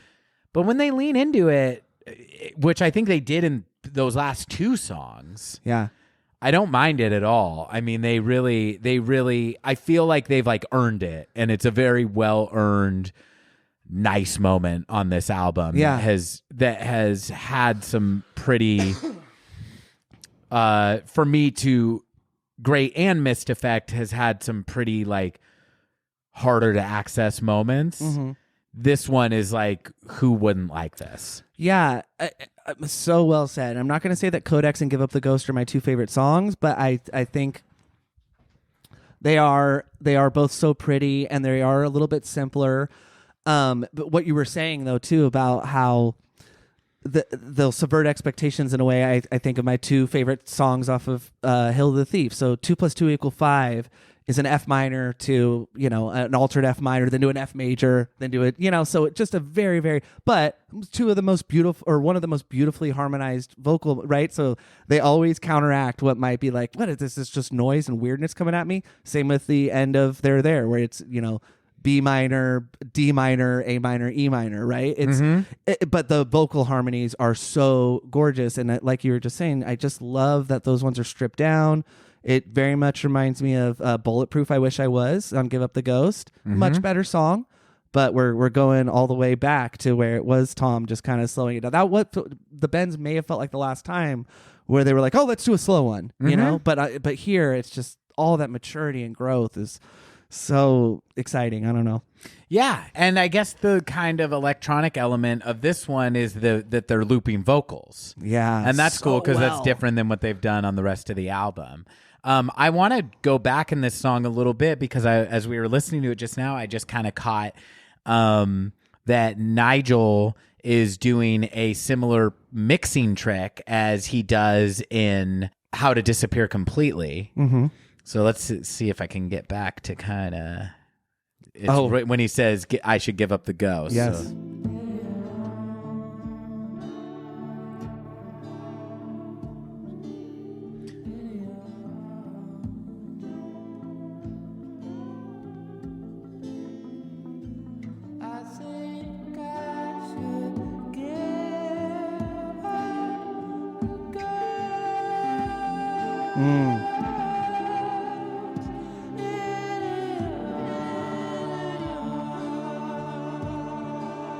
So it layers in, it goes super huge reverb to the point that you can hear the reverb more than the vocal track. And it kind of blends in to the whole sonic landscape, but then he brings that in your right up close again. Gosh, man, this song is just... I don't mean to be so metaphysical, but it sounds like infinity. It sounds like what I imagine if there is a spirit or a soul and it leaves your body and there is some sort of transcendent existence where, like the Star Child scene in 2001, you don't know what that entity is experiencing, but you know that they're conceiving of the universe in a way or understanding it in a way that a human brain couldn't conceive. Mm-hmm. The way, I'm not trying to say Nigel's like a god, but the way he weaves back those vocals that never settled and they're somehow harmonizing with the new part is it's like a loop. Mm-hmm. And it is a literal loop, but it's a beautifully infinite loop. Mm-hmm. And or even think of what was that Pixar movie, Soul, was it? Yeah. Just stuff like that. I'm not listeners, I'm not saying anything specific, but what I imagine if we were able to perceive stuff in a different dimension is like that song is so incredible with the production. Yeah, I like the theme of kind of like rebirth that you're pulling from this album, which is also making me like the title better because The King of Limbs, and I guess I'm basing this partly on the cover. It sounds like a scary guy to me, but I suppose you could also look at that as like a multi-human organism too, right? Yeah. Like it could be a statement of like a collective consciousness or something in that vein as well. I cannot wait to talk with you about the artwork once we play. What is the closing track? Well, the last track on The King of Limbs is a little number called Separator. Walker, what is this song? Well, let me narrow it down. There's a particular song we both love from In Rainbows that this song reminds me of a little bit in its production. All I Need. Sure.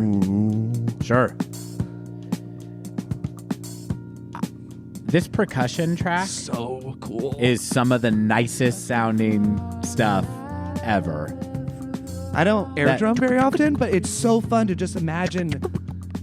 Yeah, I picture almost like Pong, but in a very satisfying way. It's a really nice mix of the digital percussion sounds and the acoustic drums. Mm-hmm. This song is very un-Radiohead-y to me. Okay. It sounds almost like, do you know Dr. Dog? Yeah, I like It reminds me of Dr. Dog. Very coming to prominence at this time as well. Yeah, it reminds me a lot of them or Arcade Fire, where it's like a pretty like buoyant, like uplifting sounding chord progression and melody, but there's a lot of kind of slightly unusual sounds in it. Yeah. But it's a band, but it's also... This song sounds kind of like a 7-piece band to me, playing very quietly. Yeah. There's just a lot going on, but again, it's way down here. Yeah. It's very restrained. It's keeping it kind of under wraps the whole time. Yeah. Zach, I love this song. There's your bass again, too. Walker, I love this song so much. I love everything you're saying. It immediately strikes with a darker minor flavor, like All I Need, even though All I Need is starts on a C major.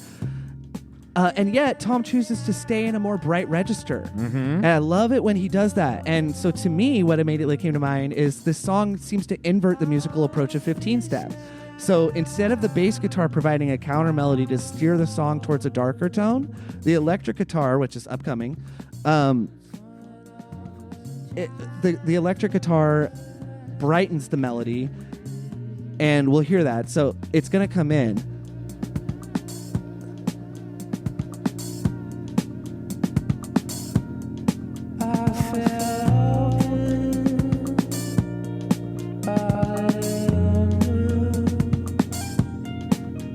So it's doing the opposite of what 15-step does with the bass guitar. It's brightening it towards the major and working in tandem with Tom's vocal melody that has been in a more major quality against this minor sounding flare the whole time. Okay, so I like that. It's a switch, and I don't know that, like, as I was talking about, and Walker, actually, can you take a guess what that guitar line reminds me of a little bit in terms of the guitar player and tone? Is it another Radiohead thing or No. something else? I get very... Elliot? No, I get... Don't tell me. Okay. Mars Volta? No, I get Siamese Dream, Adore vibes. Oh, sure. This could be, or on like one of the like We Only Come Out at Night, like one of their slower, beautiful ones on disc 2. It's also unusual for a Radiohead song. It shows how restrained and quiet this song is, that the thing that kicks in is a totally clean guitar. It sounds like Today. Like a little bit, you know? Yeah, but I mean, what Radiohead song kicks in halfway through with a clean guitar? Nothing. What rock and roll song is the big moment when the bass guitar comes in that makes it to a minor 15-step? Yeah. It's like, it's such a Radiohead thing, but like pertaining to that being sort of, you know, not directly, but like the inverse of 15-step, I don't know if that's a conversation they had or if that's a way Nigel decides when to bring things in and out. You know, because this is like a Nigel Godrich album is what I'm realizing. I know he's done all their albums, but I mean, this is like so Nigel and Radiohead providing the music. But like, I don't know if they had a conversation. Hey, this is going to be a percussive driven album. Let's make sure we push conventional song form more. Yeah. And with that, I kind of think that they have to. Because I think when Tom writes in an unconventional manner, as he has on like in Rainbows, for instance, I think that might be more subconscious, maybe a little bit. But on this one, it has to be something that they talk about, you know, and I'm just speculating, but it's just so fascinating to me how they do that on Kid A and then on this album. That's a great call. It's starting to end. I just want to alert listeners to this. So this is another song, like the other best moments on this album for me, that's very repetitive in terms of its groove, percussively and the bass. Bass is playing a similar line through the whole song, but it changes into something completely different by the end because of that weird synth part that they morph in. So they're doing a good job on the best moments of this album of these kind of subtle changes that don't sacrifice the groove or the kind of like repetitive electronic style that they're going for, but they keep it from getting boring. Yeah. With this and Little by Little, and what was the other one we were talking about where they do that in a big way? Lotus Flower? Yes. Yeah. Yeah. That's So- King of Limbs. Yeah, well, I mean, I guess we don't have to have the music playing, but I was wondering if we could just like listen to the last minute of, or wherever that guitar came in. It's fine if it Yeah, doesn't of land right on course. it. Let's go Because I just want to talk about what I really felt. Yeah, perfect. So, listeners, here's kind of what I did, and I didn't do it purposefully to start, but really look at the album cover during each song. And I'm talking about if you start from 1 to 8, right? And for me, I can only speak for myself. What I started to see the creatures, what I initially saw as very harmful or dangerous or scary. By the time you get to this song, they're simply just different. They're to me, what I started to think is they're just as scared of us, if not more, as we are of them. And they are almost cute, like with this like brightness, right? And they aren't after us. We might even be invading their privacy. Maybe they're deep sea creatures, like where it's black and we're somehow, able to survive down there. Like, what's this weird human looking, it almost like, I love it when sci-fi comedies or movies will flip it on its head and that aliens are like just as scared of us, and that's what these remind me of. I mean, the creature on the left looks like a Dumbo octopus. It's almost cute. And they do look like I'm not saying I found it scary, but I've always thought of, until I did this little experiment of, I'm not saying stare at it uninterrupted during each song, but check in, I mean, the way you're going to be feeling during Bloom, and Feral, I think these creatures are going to look decidedly different than during this really, really bright part of Separator or Give Up the Ghost, because I do think the creature on the right looks very much like a ghost. So yeah, I just wanted to That's a great observation. I think of these things as, I've never done DMT, but there's something that people report interacting with these kind of ethereal beings. Yeah, Horus, like very Egyptian, human kind of animal combo. Yes, and visions of like tentacles is also a very commonly reported side effect from DMT. And that's kind of what these things look like to me, is something that are always there. We just don't have the ability to see in our normal frame of mind. Absolutely. And yeah, I know what you mean. They can, depending on like the context that you give them, they can look very menacing, or I liked what you said, just different. Mm-hmm. It's like that Calvin and Hobbes when they go to Mars, and Calvin doesn't understand why the alien is scared of them. And he says, well, we're regular Earthlings. We're not weirdos from another planet like he is. Right. I love that. And that's how I felt. Like they look at, the way their big eyes are looking at you. It's like it initially it could look intimidating when you contrast it against those darker, harsher, unable to discern the melody. And as I was talking about, like, the feeling I get, or just, whatever, is like transcending our understanding and perception of the universe in those songs like Give Up the Ghost, and it's like maybe you see creatures like these or something. I don't know. This is so personal, so I don't mean to make it sound like, do this and you'll feel that. But I just think that Stanley Donwood and Tom York are working so well in harmony with one another on the naming convention and then the art right here. And it's not artwork that was ever amongst my favorite, or is at this point. I do love the inner sleeve, those, but I'm just talking about the album cover. Take a look at that. And even the way that the trees and the limbs are set against those creatures on the front look like veins, right? Like veins in a body. I don't know why is it endocrine system? But yeah, and that brings a lifelike quality to them, which I think is just really, really cool. I love this cover. Yeah, I think it's awesome. Should we talk overall impressions of this album? Sure. Do you want to go ahead? No, I'll let you go first. I would love to hear it from you, actually. Yeah, so I think I've kind of tilted my hand in a lot of ways about how I feel about this album, both positively and negatively, but I do want to attempt to sum it up. Yeah. And I want to start with the positive. I want to say what I really like about this album. This has been a really exciting process of getting to kind of discover this album. I shouldn't have slept on it for this long. There are songs on here that are as good as anything Radiohead has ever done. What I really like about this album is the quietness of it.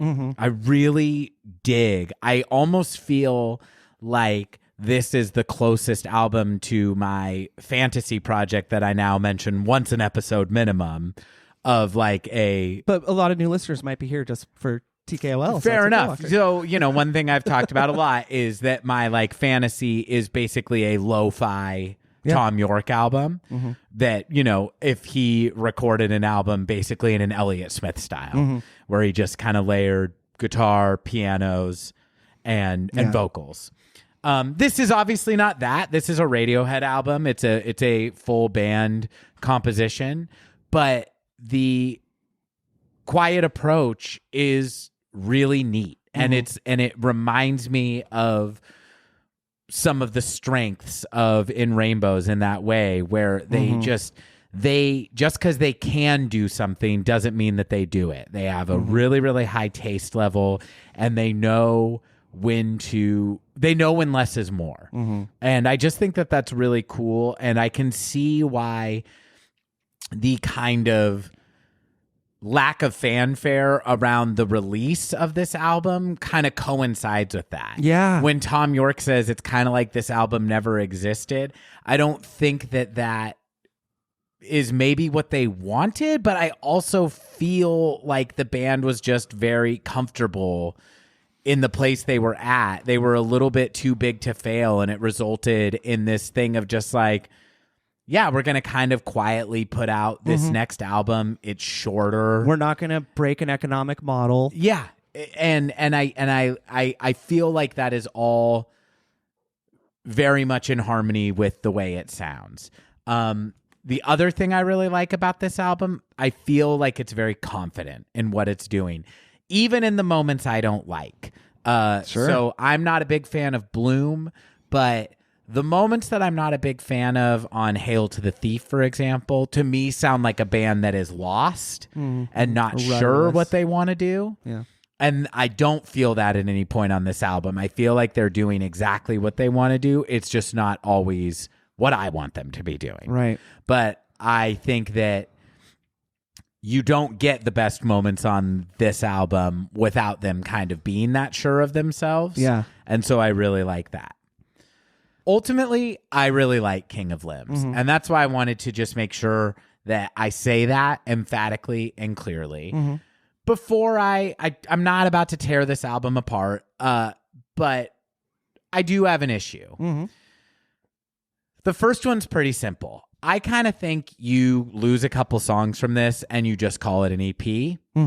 And I get maybe why Radiohead don't want to do that, because if you release an EP, people are going to be potentially more dismissive of it. But I think that because this album is so much quieter in sound and in kind of promotional rollout than so much of their other stuff, I think that you might as well just lean into that a little more and just make it an EP.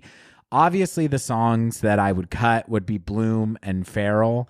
I would have told you up till yesterday I would also cut Mr. Magpie, but now I say you slot that in the middle, and it's nice for variety. Yeah. It sounds different than everything else, but I do think this album's really backloaded. I think where it really kicks in is once you get Little by Little. Yeah. And then you're kind of grooving, with the exception of Feral, which I think is an unfortunate kind of backslide. So, I would go Little by Little, Lotus Flower, Codex, Morning Mr. Magpie, Give Up the Ghost, and Separator. As an EP? As an EP. Yeah.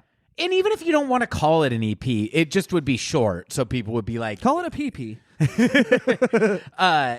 I think that is tighter. Yeah. Having said all that, the fact that this thing is 38 minutes long and I don't like a couple songs off it really is not a big deal. There isn't a section. I was looking at Hail to the Thief again, and I was like, the reason I had such a hard time with Hail to the Thief is because there are sections where I feel really stuck in the muck, right? The sit down, stand up, sail to the moon, backdrift section. Even Amnesiac, there's that suite that I would not say that you don't like. I don't want to speak on your behalf, but Knives Out, Morning Bell, and then Knives Out, Morning Bell, and then what is that other song where it's Dollars and Cents. Yeah, so even that is I longer. like all those songs. I know. I don't want to put words in your mouth. I'm just saying that it's interesting that those are the moments that are kind of jammed together that you maybe don't love is just shorter. I think they just. I don't know. I'm sorry. I interrupted you. No, not at all. Don't be sorry. I don't know that what I'm saying is that interesting. That's actually all I have to kind of say about the track listing and what I would do to improve the album. And it's with the asterisk of the stuff that I don't like. None of it completely ruins the flow of this album because it's short, and I do think that there is a real cohesion to what they're trying to achieve here. Zach, here's my other complaint. Mm-hmm. The approach that they are taking of sampling and looping themselves, to me, is an innovation that kind of adds nothing to this album, and I think does detract from the songs at moments. I think that, and I think this is backed up by watching them play these songs live in the studio and from a basement. I think that something my girlfriend says a lot that I believe is attributed to RuPaul. And by the way, gosh, Walker, who are you? Tom York, circa the Benz, constantly trying to prove to everyone that you have a girlfriend. But something that she says a lot. Is that RuPaul's drag show, or am I thinking of the right? Yeah, RuPaul, as in RuPaul's Drag Race, but RuPaul's, 40-year icon at this point. Something that he or she, depending on what time you catch them at, likes to say is, well, that's nice for you, but what about us? And that is kind of how I feel about the sampling approach to this album. I think that it kind of neuters the songs that I don't particularly like and doesn't really help the songs that I do like. And when you watch them play these songs in From a Basement, Radiohead knows how to play these songs with the restraint that they have on the album. I understand that they're doing something that's less big. Right. But they have the skills as musicians to achieve that. And for example, in a song that I do like, in Mr. Magpie, a song that I've come around to. I think that if we can just, that's little by little. So that kind of off-time hi-hat sound, I think it's a little distracting and annoying in the album version. And I think that's because it sounds a little bit unnatural or uninteresting because of the sequencing, because of the looping. When I watch them play this From a Basement, it has that. And again, I used this word before and I'm going to use it again. It's a little bit of an intangible. Right. They're playing the exact same thing. They're playing it incredibly. But it has that human quality, which humans are inherently imperfect. It's got exactly. Yes. Here's a metaphor that works. Sure. It takes it into a little bit of an uncanny valley. Vibe. Great metaphor. And there's just something about them removing that artifice from it. Even if they're playing it the exact same arrangement, which on a lot of the From a Basement stuff they are, it makes it better. And has that human quality. I don't really get why they did this. And that is my other quibble with the album. Now, on the songs that I love, it doesn't really bother me, but I still don't think it adds anything. And I kind of wonder a little bit if this is a little bit of Radiohead having to find an angle because of how lauded they are at the time. An example being the video for House of Cards. It's the first video without cameras. Yeah. I like that video. It's cool. But you can also feel the pressure of them. Everything they do has to be visionary in some way. They're succumbing to that, and they're not then on this album in a way. I feel like they are trying to do that, but they're also not giving you a rock song. That's true, and I think that ultimately, I think this is a very, and I mean this completely non-condescendingly. It's what I like about it. This is a nice little album. Yeah, and I feel like we looped all our acoustic and analog instruments through a digital process and played everything that way is them kind of trying to put a different coat of paint on it to make critics and music nerds care about it a little bit. That's the end of that point. I would love to know how you feel about any of this stuff. Well, first of all, I just want to say I think that was a really, really good summation. And, you know, I think what's happened, not on every album, but between the two of us, is that there have been commentary or conversation provided from either one of us or something, you know, we heard someone else say or whatever that have enhanced our love and appreciation for either an album or a song, right? Or just us listening to it on our own a bunch. And it is kind of cool to hear an objection that I have not read online that was very well articulated, that made me maybe like a song a little bit less, you know, and because Morning Mr. Magpie is not my sacred cow of the album or anything. So I don't know. I think those are really, really good objections that don't diminish the innovation they were trying to push. And I also think it's cool too, because I think Tom York, Johnny Greenwood, I almost call him Ed Sullivan, Ed O'Brien, Phil, Nigel Godrich, and Colin clearly have other interests outside of making music. Right. And I don't know if they're all centered around using computers and software, you know, but I think it's cool that you kind of see a way for them to weave in their other interests into what their career is, right? Which is being musicians. And I kind of think of... Wasn't Colin just driving a classic car through the studio a bunch during these sessions? Yeah. Well, yeah, Colin's a big car guy. I know. That's why I was resisting making a dumb joke, which I was going to say, no, that was Ed parking Colin's car. Because we don't. Don't you ever apologize for making a dumb joke? I love that joke. Yeah, I'm not down to start a Colin teasing parade here. I love that guy so much. We already have our member of Radiohead who we tease. Yeah. Out of a place of jealousy. But as you were talking, and I've been thinking this for a couple days too, like putting this, I think context is so important. I don't think I would like this album if it was by a well-respected artist, but it was like their first or second album. Context is so key in life and in examining art, I think, right? Like, context is important. If I'm staring at a gallery piece, which I don't do often, but and I love surrealist art or something like that, or something that not surrealist, something that looks like photorealistic, Renaissance art.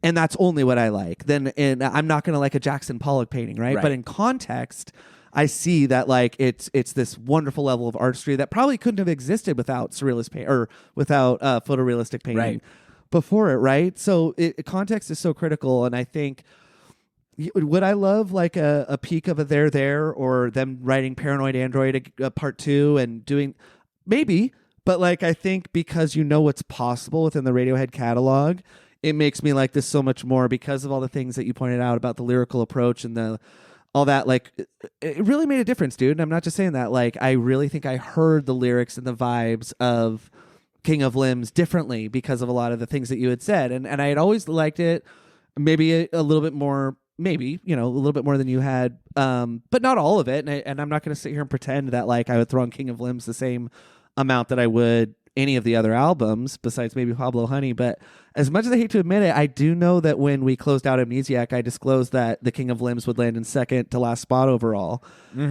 And that was just kind of a default move, you know? It wasn't that I'm like, oh, I don't like that album or anything, but I don't know where I would place my Radiohead albums anymore order-wise, because I think I said in one of our episodes that like it's like trying to rank a mood or good moments that you could have. Why do it that way? Radiohead is really about like a feel for me.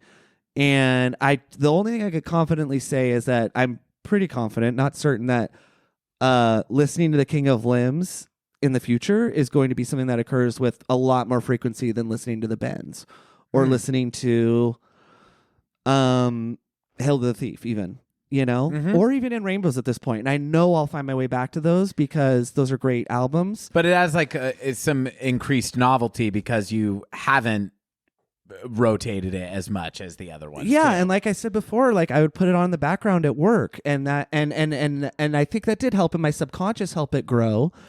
But I just think that like for me personally, it is an album, as almost all of Radiohead's albums are, to be actively listened to and like participate in it.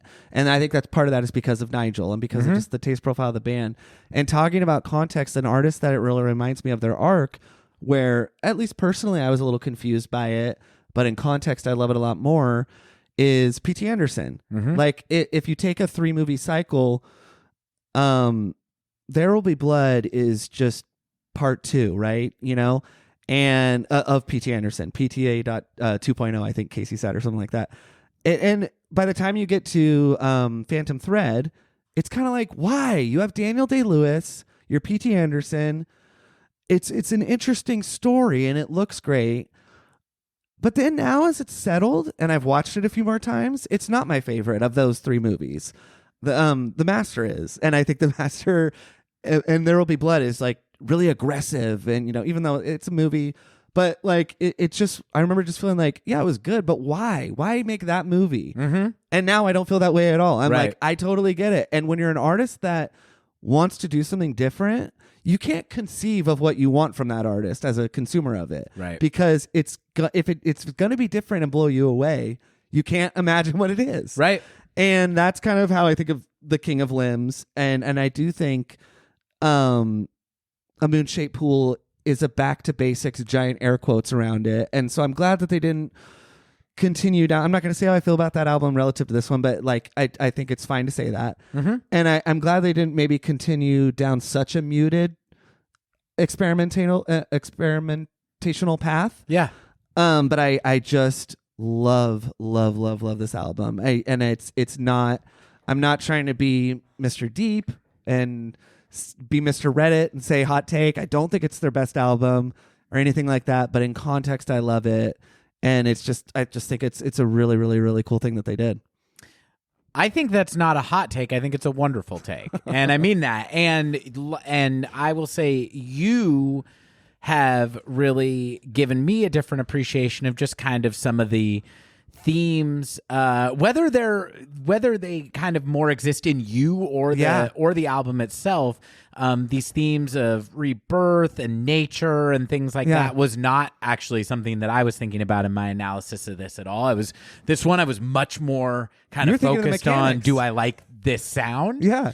And I really, really like that aspect of it that you kind of highlighted of it. I also really like how this exists in the context of their discography, leaving any editorial comments about A Moon-Shaped Pool aside. This is a nice outlier between that album and In Rainbows.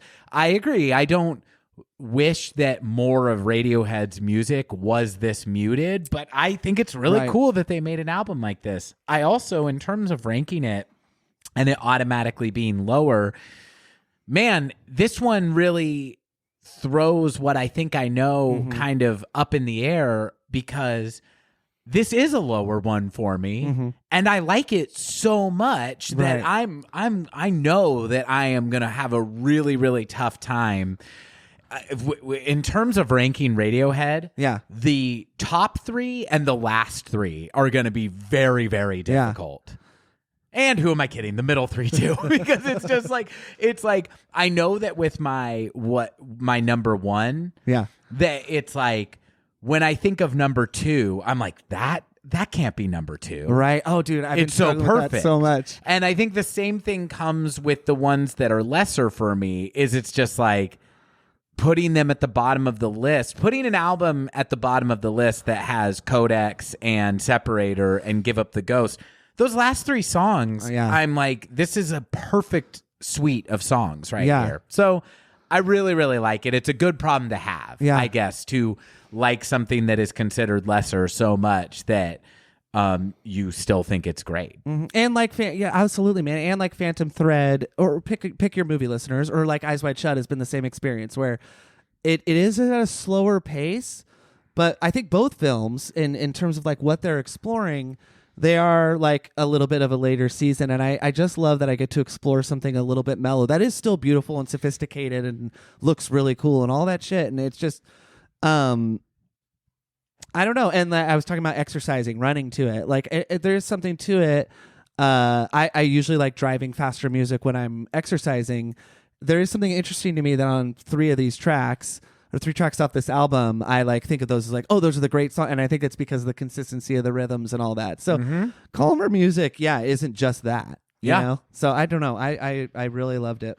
So, Zach, I wanted to run through now that there's a fair amount of B-sides on this album. We're not going to play them all. I am going to just list them all off in case listeners want to find them. So the B-sides for this album, studio recorded B-sides, are Super Collider, The Butcher, Staircase, The Daily Mail, These Are My Twisted Words, and Harry Patch in Memory Of. Now, I'd like to play a little bit of those last 3, The Daily Mail, These Are My Twisted Words, and Harry Patch. I quite like Super Collider also, but I don't know that it's showing us anything too different than what we just heard on the album. So I thought we'd kind of hear what else they're working with that is, to me, sound like real outliers compared to what they ended up putting on. Is that good? You're I down with love those? your selection, and yes, and I think the way you just put that, outliers, is great. So yeah, these are things that they recorded at the same time during those sessions, but did not make the album, and I think you can hear why. So I first became aware of this song the one time that I saw Radiohead live. Bonnaroo 2012, they played this and it hit me like a ton of bricks. I thought it was just absolutely gorgeous and had no idea what the heck it was. It's so cool that you said outlier too, but I think this song does have a little bit more of a Moonshaped Pool feel to it, a little bit, potentially. Very much so. This does not sound in...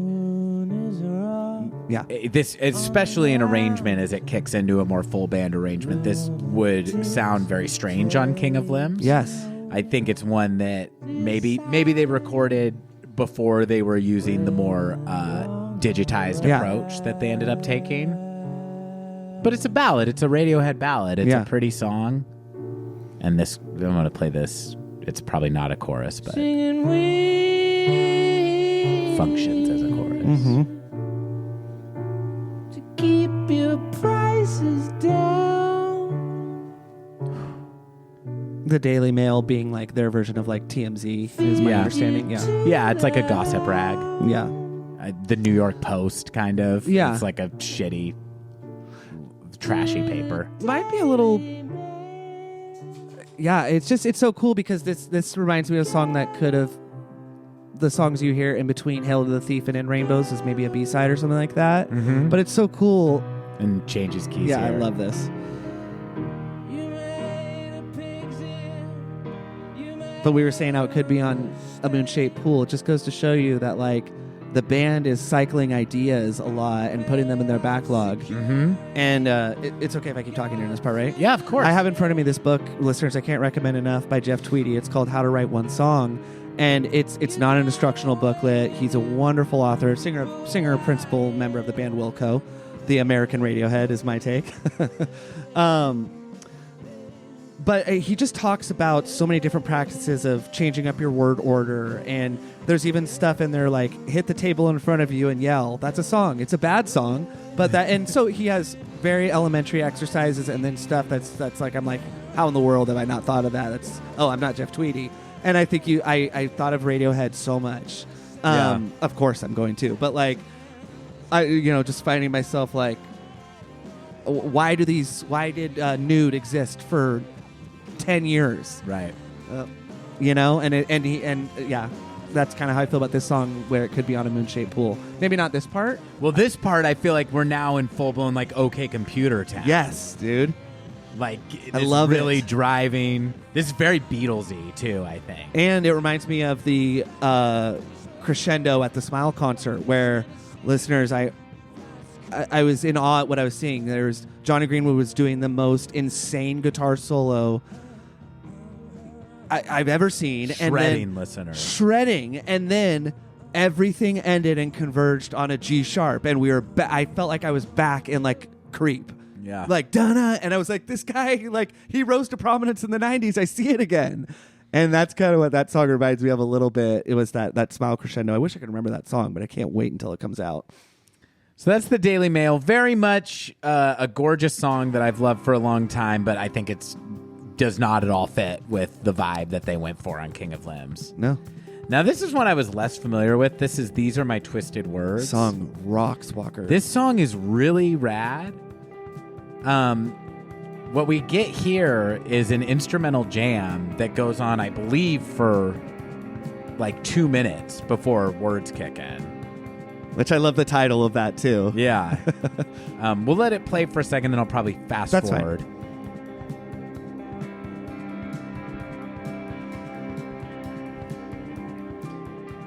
Now, again, super cool. Maybe a little more of a studio jam, and therefore not something that they put on the album.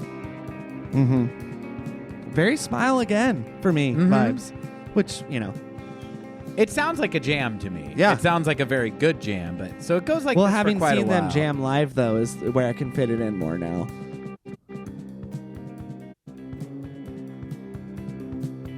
So we're 2 minutes in still. That's a nice way to start, Johnny. He loops in. I hate you, Johnny. I hate you. Ed.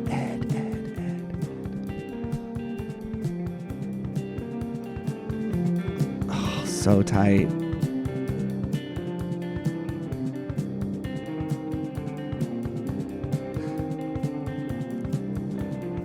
Listeners, I'm not trying to keep bringing this up, but again, having seen Johnny Greenwood play guitar at a very close range now, the thing I love, because this is him finger picking, Walker, I love that he's not afraid to do it when the song needs it. And, you know, I'm not somebody who finger picks a lot. I love using a pick.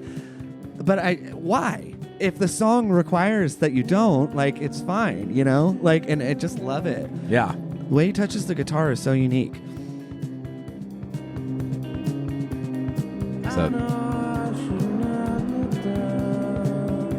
this is very amnesiac, I think. Mm-hmm. But so leading to the smile, or what they're doing with the smile is a better way to say it. Then opens back up.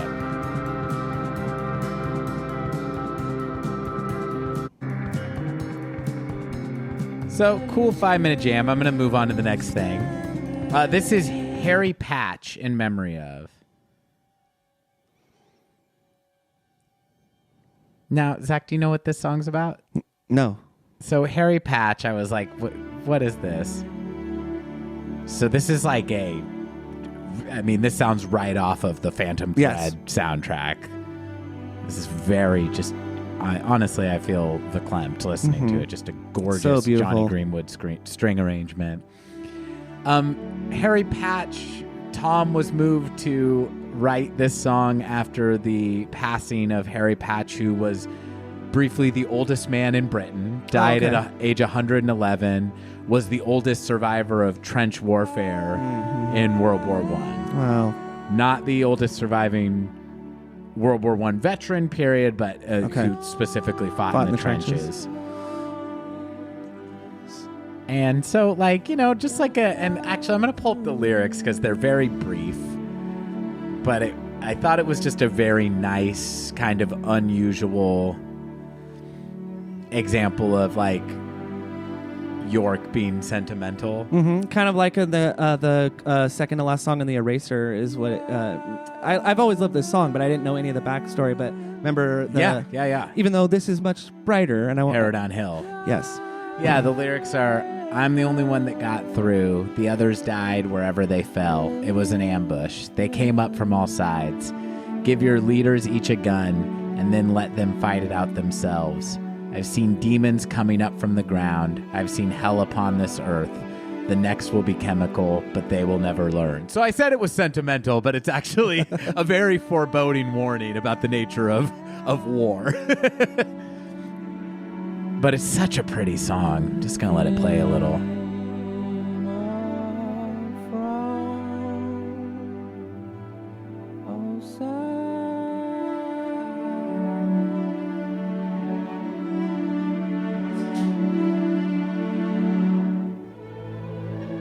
Listen to this part.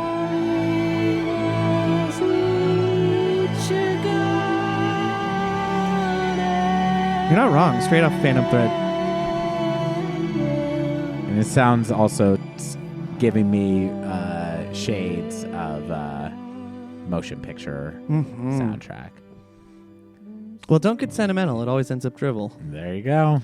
Don't get any big ideas like listening to this whole song because we have to move on. Nice.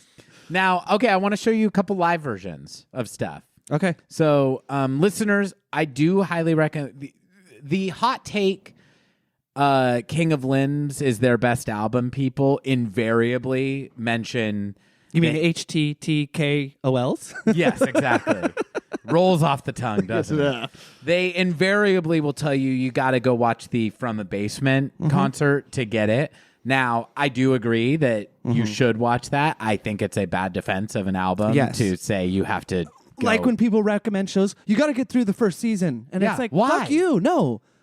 Like, thank you. Yeah, it's like first 4 of episodes are bad, but then it gets pretty good. It sounds like a Netflix show to me. Yeah. The Wire, the first 4 episodes are hard to understand. They are brilliant pieces of television. I never understand. It's why do I have to do all this work? It's a TV show. Like there's so many things in episode 5. Right. It's like there's so many things I could watch that are just good right off the bat. No kidding. It's like, yeah, hey, don't pick up one of those thousands of books that you've never read. Instead, watch this thing that's bad for the first 2 seasons so you can gotta numb out get through the during first season one. is always the pitch. Always. I don't You gotta understand. get through the first season. No, I don't. Yeah. Watch me not do it. I don't got to get through nothing. All right. So I just wanted to play a little bit of what I think are examples of the songs that I don't particularly like made much better by their live orchestration, and then just a couple examples of ones that I do like a lot also being made better. So this is a little bit of Bloom.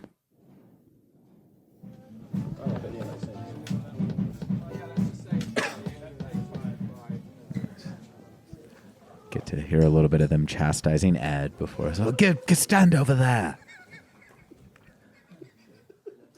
Stop pretending to tune your guitar. And these live sessions also, it should be said, this is where they do have the 2 drummers, Clive Dreamer as well as Phil. It should also be noted that second drummer, Clive Dreamer, also a bald man. I was waiting for... Yeah, I winked at you earlier when I brought him up. Oh, and yeah. also a facial hair bald man. Yeah. So it's a little bit like Phil's like, yeah, we can bring in another drummer. But he's got to be bald, hasn't he? Which is not what happened when they brought in a new drummer. For Yeah, this exactly. That's what I'm saying. Tom's like, how about a handsome bloke? Did you know Tom Skin... Oh, I'm sorry. Oh, just so I'm actually like watching here. Tom is playing. It looks like that what is a piano loop on the album is something that Tom's playing on. It looks like a Jaguar. A Jaguar. What's Ed doing? Ed's hitting those Okay. What on does the Johnny Stratocaster, or is that Johnny? It's not. It's got to be JG. That. Look, I still think that this song needs a little more time in the oven, but do you agree that this is much more interesting than what's on the album? This is like seeing... Oh, Johnny's playing... No, that is Ed. Johnny is playing a snare and a low tom. Awesome. So there's this is 3 like seeing percussionists a on jazz this track. fusion band. I mean, I haven't been to a lot of jazz concerts, but seeing jazz music, and I like jazz a lot, but I'm talking about like jazz fusion, which is very difficult music to deconstruct and understand. It's a marvel to look at. Yeah. This is not that. I'm just saying I hear more of maybe the challenges that go into it, seeing them play it, right? And it's maybe a little bit more exciting. Yeah, and again, I would say it really speaks to their ability to execute what they're trying to pull off with this album, because this is 6 musicians. Yes. 3 of them playing percussion. And listen to how quiet and restrained it still is. So I don't think that they need to sacrifice that part of the Right. album. I think that's really part of what makes it distinct and interesting, but it just sounds cooler like this to me. And I Yeah. also like It's am kinda- hearing more the tone of the sounds that are kind of that venom. Yeah. Dun-dun. To me, that's a really boring sound to build the song around in the album, but I can like hear the note of it when they're playing it on a guitar. It's so interesting though because like on the Eraser we were marveling at that Tom retained a lot of the melodies on traditional instrumentation and then sort of digitized them, which is sort of what they did here. Far more challenging because you're dealing with a group of individuals instead of just one person making the music, right? Yeah. So it's impressive. fully I think kicking they in. maybe expected it to hit a little bit more than it did with their audience. Yeah. I mean, to me, this is now I'm like, I kind of like this song. Yeah, This I mean- is loads better to me. I'm not saying that it hit with me like, oh, I could hear the traditional instrumentation. I've watched this before, so I can obviously. But I do think that's why I enjoy track one, Bloom, is because I imagine I'm trying to hear it as music, and it is music, but I'm trying to hear it in a more traditional sense when I listen to it, and therefore I'm trying to understand something that I don't hate, which automatically makes it this cool experience. Again, context. Now, okay, I'm going to play a little bit of Morning Mr. Magpie. To me, there's no better case for the live approach being better than the one they used than this song. Listen to this.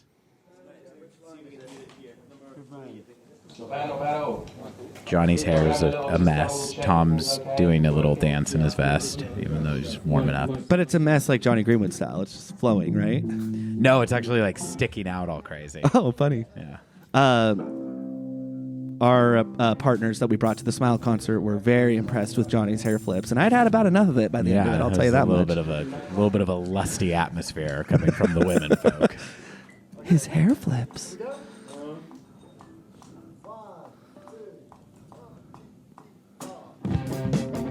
Yeah, I mean, I'm getting bangers and mash vibes too. Yes. And those offbeat hi-hat hits now sound really cool and interesting to me, is where on the album, they kind of drag the song a little bit. Sure. For me.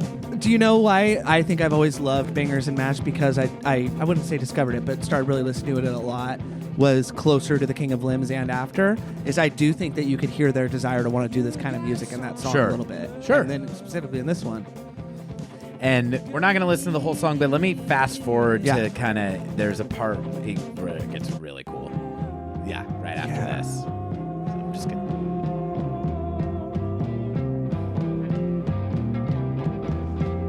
And now it sounds like a Kid A song to me.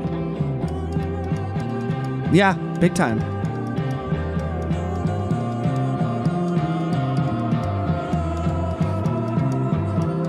Tom playing an SG. I love it. Right here, check this out.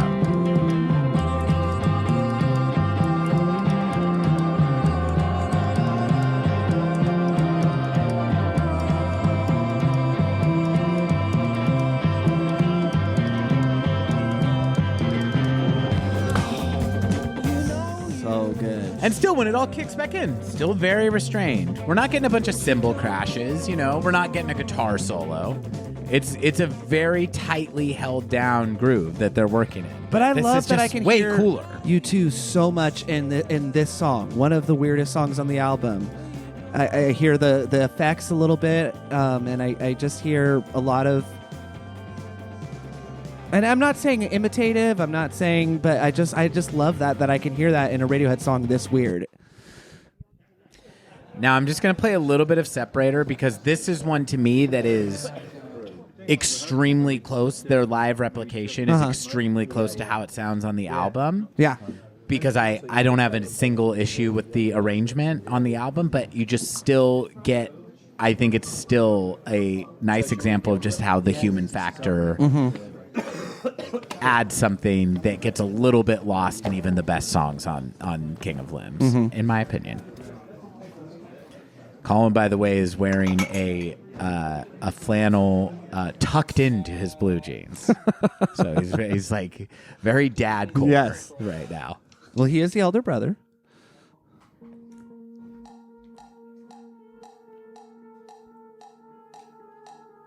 Oh, and that loop that we hear at the end is starting off the song here.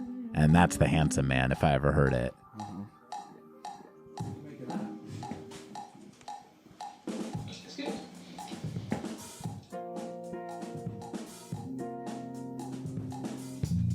Man, that's so cool. So extremely similar. Yeah. Gosh, this gives me such All I Need vibes.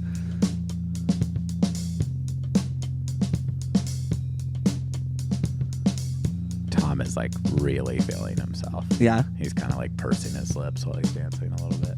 He's wearing a ring too on his middle finger, which that's a big display of confidence. So I just wanted to play this just to point out, even the ones that they don't change at all. It's just got a little bit extra juice on it. I feel like, and so I don't know. I feel kind of vindicated with my take that the sampling approach detracts more than it adds. It's just my opinion.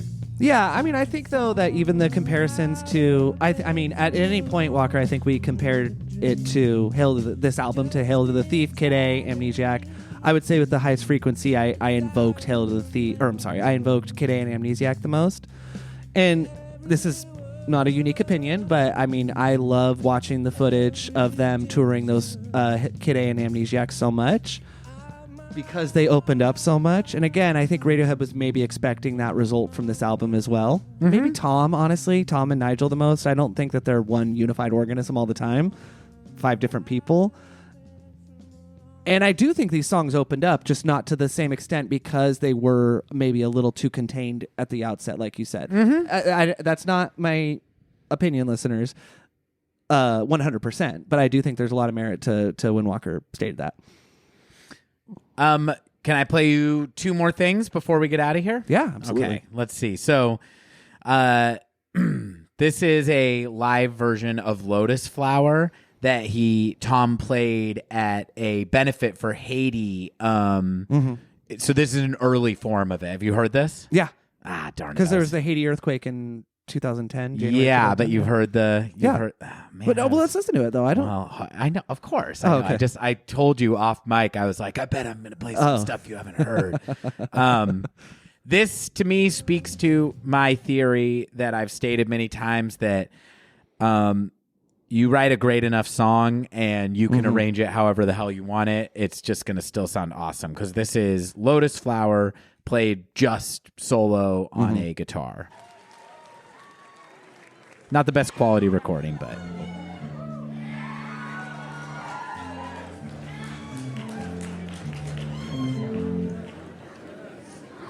No, it's not yet.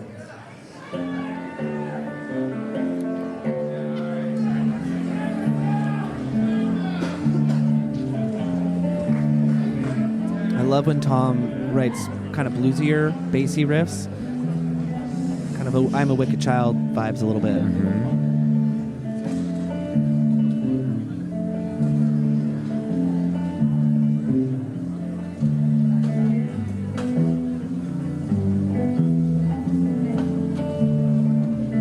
Very melodic bass line there. I would slip myself into your pocket, invisible.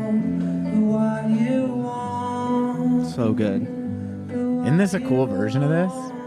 Yeah. I mean, I don't I think they made the right call with how they arranged it and stuff on the album, but it's just really cool that this song can live such different ways and work so well. Yeah. Okay. Just like the clock. Or not just like, but similar Yeah, exactly. To the clock. Yeah. And let's hear the chorus, I guess. So good. Empty space inside my one setting. Now I set you free. I set you free. Oh, God.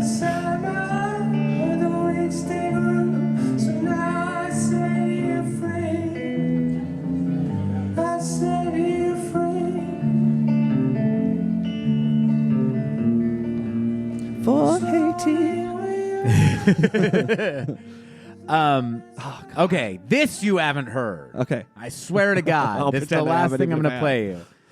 No, don't lie if you have heard it. Okay. No, I won't. So on tour, on the tour for The King of Limbs, they started playing some new songs, as Radiohead has always done. One was Identikit, a song which will appear on a Moon-Shaped Pool. One is a song that is still up to this point unreleased, not as a B-side, not on any album, but I figured it counted as supplemental King of Limbs material because it was written and first performed on that tour. It's called Cut a Hole. Do you know this song, Zach? No. Okay. This is a little bit of Cut a Hole, a song still unreleased. If they have a studio version of it, I'd love to hear it someday because I think that this is pretty cool.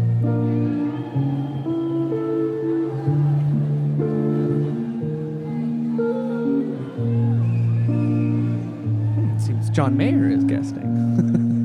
I'm just kidding. I'm getting very From a Basement on the Hill vibes. Very much so. Oh, yeah. Well, kind of John Lennon-y a little bit. Yeah. Like creepy circus music. Yeah, almost. Little Benefit of Mr. Kite. Yeah.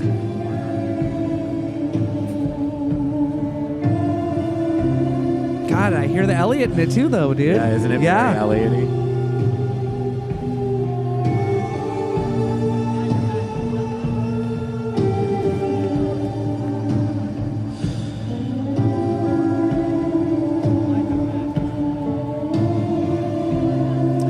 Just how many songs on From a Basement on a Hill close with these sort of moments, even on the bigger songs.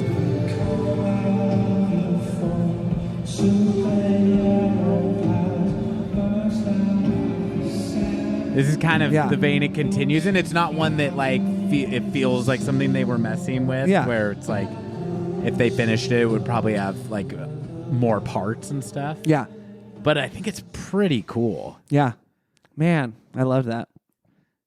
And so there's no studio version? I can't download it? Okay. Nope. Oh, all right. Cool. I'm hoping that they have cut a studio version and one day we'll get it on a box set or something because I think it's pretty cool. Dude, that's King of Limbs, and this is our longest episode for Radiohead's shortest album. But we just, I don't know, we just didn't think it was really one that we wanted to drag you through too on. I think we wanted to I think the best way to give this album its fair due is to listen to us talking about it. Well, I just definitely thought that it was like this one warranted one hard look. Yes. You know what I mean? Absolutely. And I really hope that the fans of this album feel that it's been treated fairly today. Yeah. I know that I have had a lot to say about it that isn't all positive, but I really do just want to close on the note of like King of Limbs. Hell yeah. It's in the rotation now, and I was missing out. I was missing out all this time. I'll say it. What about you, Zach? Final thoughts?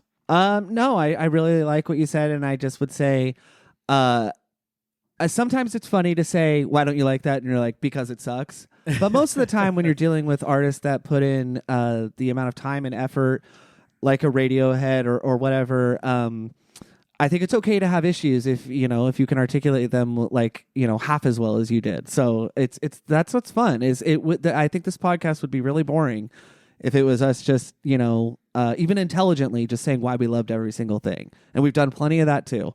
But it is a nice, I'm not talking just about our episode, but it's a nice experience in comparison to In Rainbows. So I don't have much else to close with. I'm really, I found this immersion into it to be super, super rewarding and touching at moments, this half of Radiohead's catalog is so touching, and I'm not somebody who gets super moved by music. Sometimes music and movies in conjunction, they can bring up those feelings, but maybe I'm just getting older and a little softer, but I also think too, it's the way what the artist is delivering.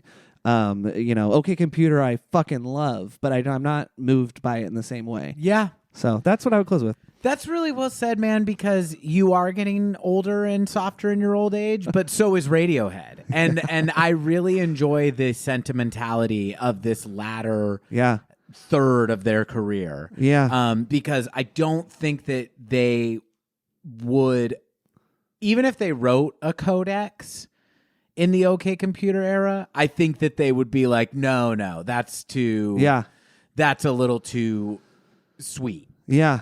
And I like that they are getting a little more sentimental in their old age. And I really enjoy all flavors that they're bringing to us. And yeah, you're the king of laughs. I'm the king of love. And listeners, you are the kings of listening to this podcast. We couldn't do it without you. I mean, we could, but it wouldn't be fun. No. I would not continue to do this without you. I would just be like, I'll just talk to Zach on the phone about it. We don't need to record it. We don't need to drive to each other's houses to do that. But we love doing it because you're making it so fun. Especially when you heartily agree or disagree with us. I mean that sincerely. All I've wanted is to have a podcast that people care enough that they feel upset when we don't have the same opinions as them. So sound off, let us know, and maybe let us know what the next horrible post on Reddit is that we can do, because I think we might need to go back to that well again. In the meantime, really looking forward to seeing you again next week, Zach. I know we'll have a lot to catch up about then. And thank you so much for listening. Tell your friends, tell the king of limbs in your life to get their limbs on this podcast. And we'll see you next week. Bye-bye. Bye. Idiotalk is a Glenn Brothers production. Get in touch with us at idiotalk.podcast@gmail.com or follow us on Instagram at idiotalk.podcast. And thanks for listening to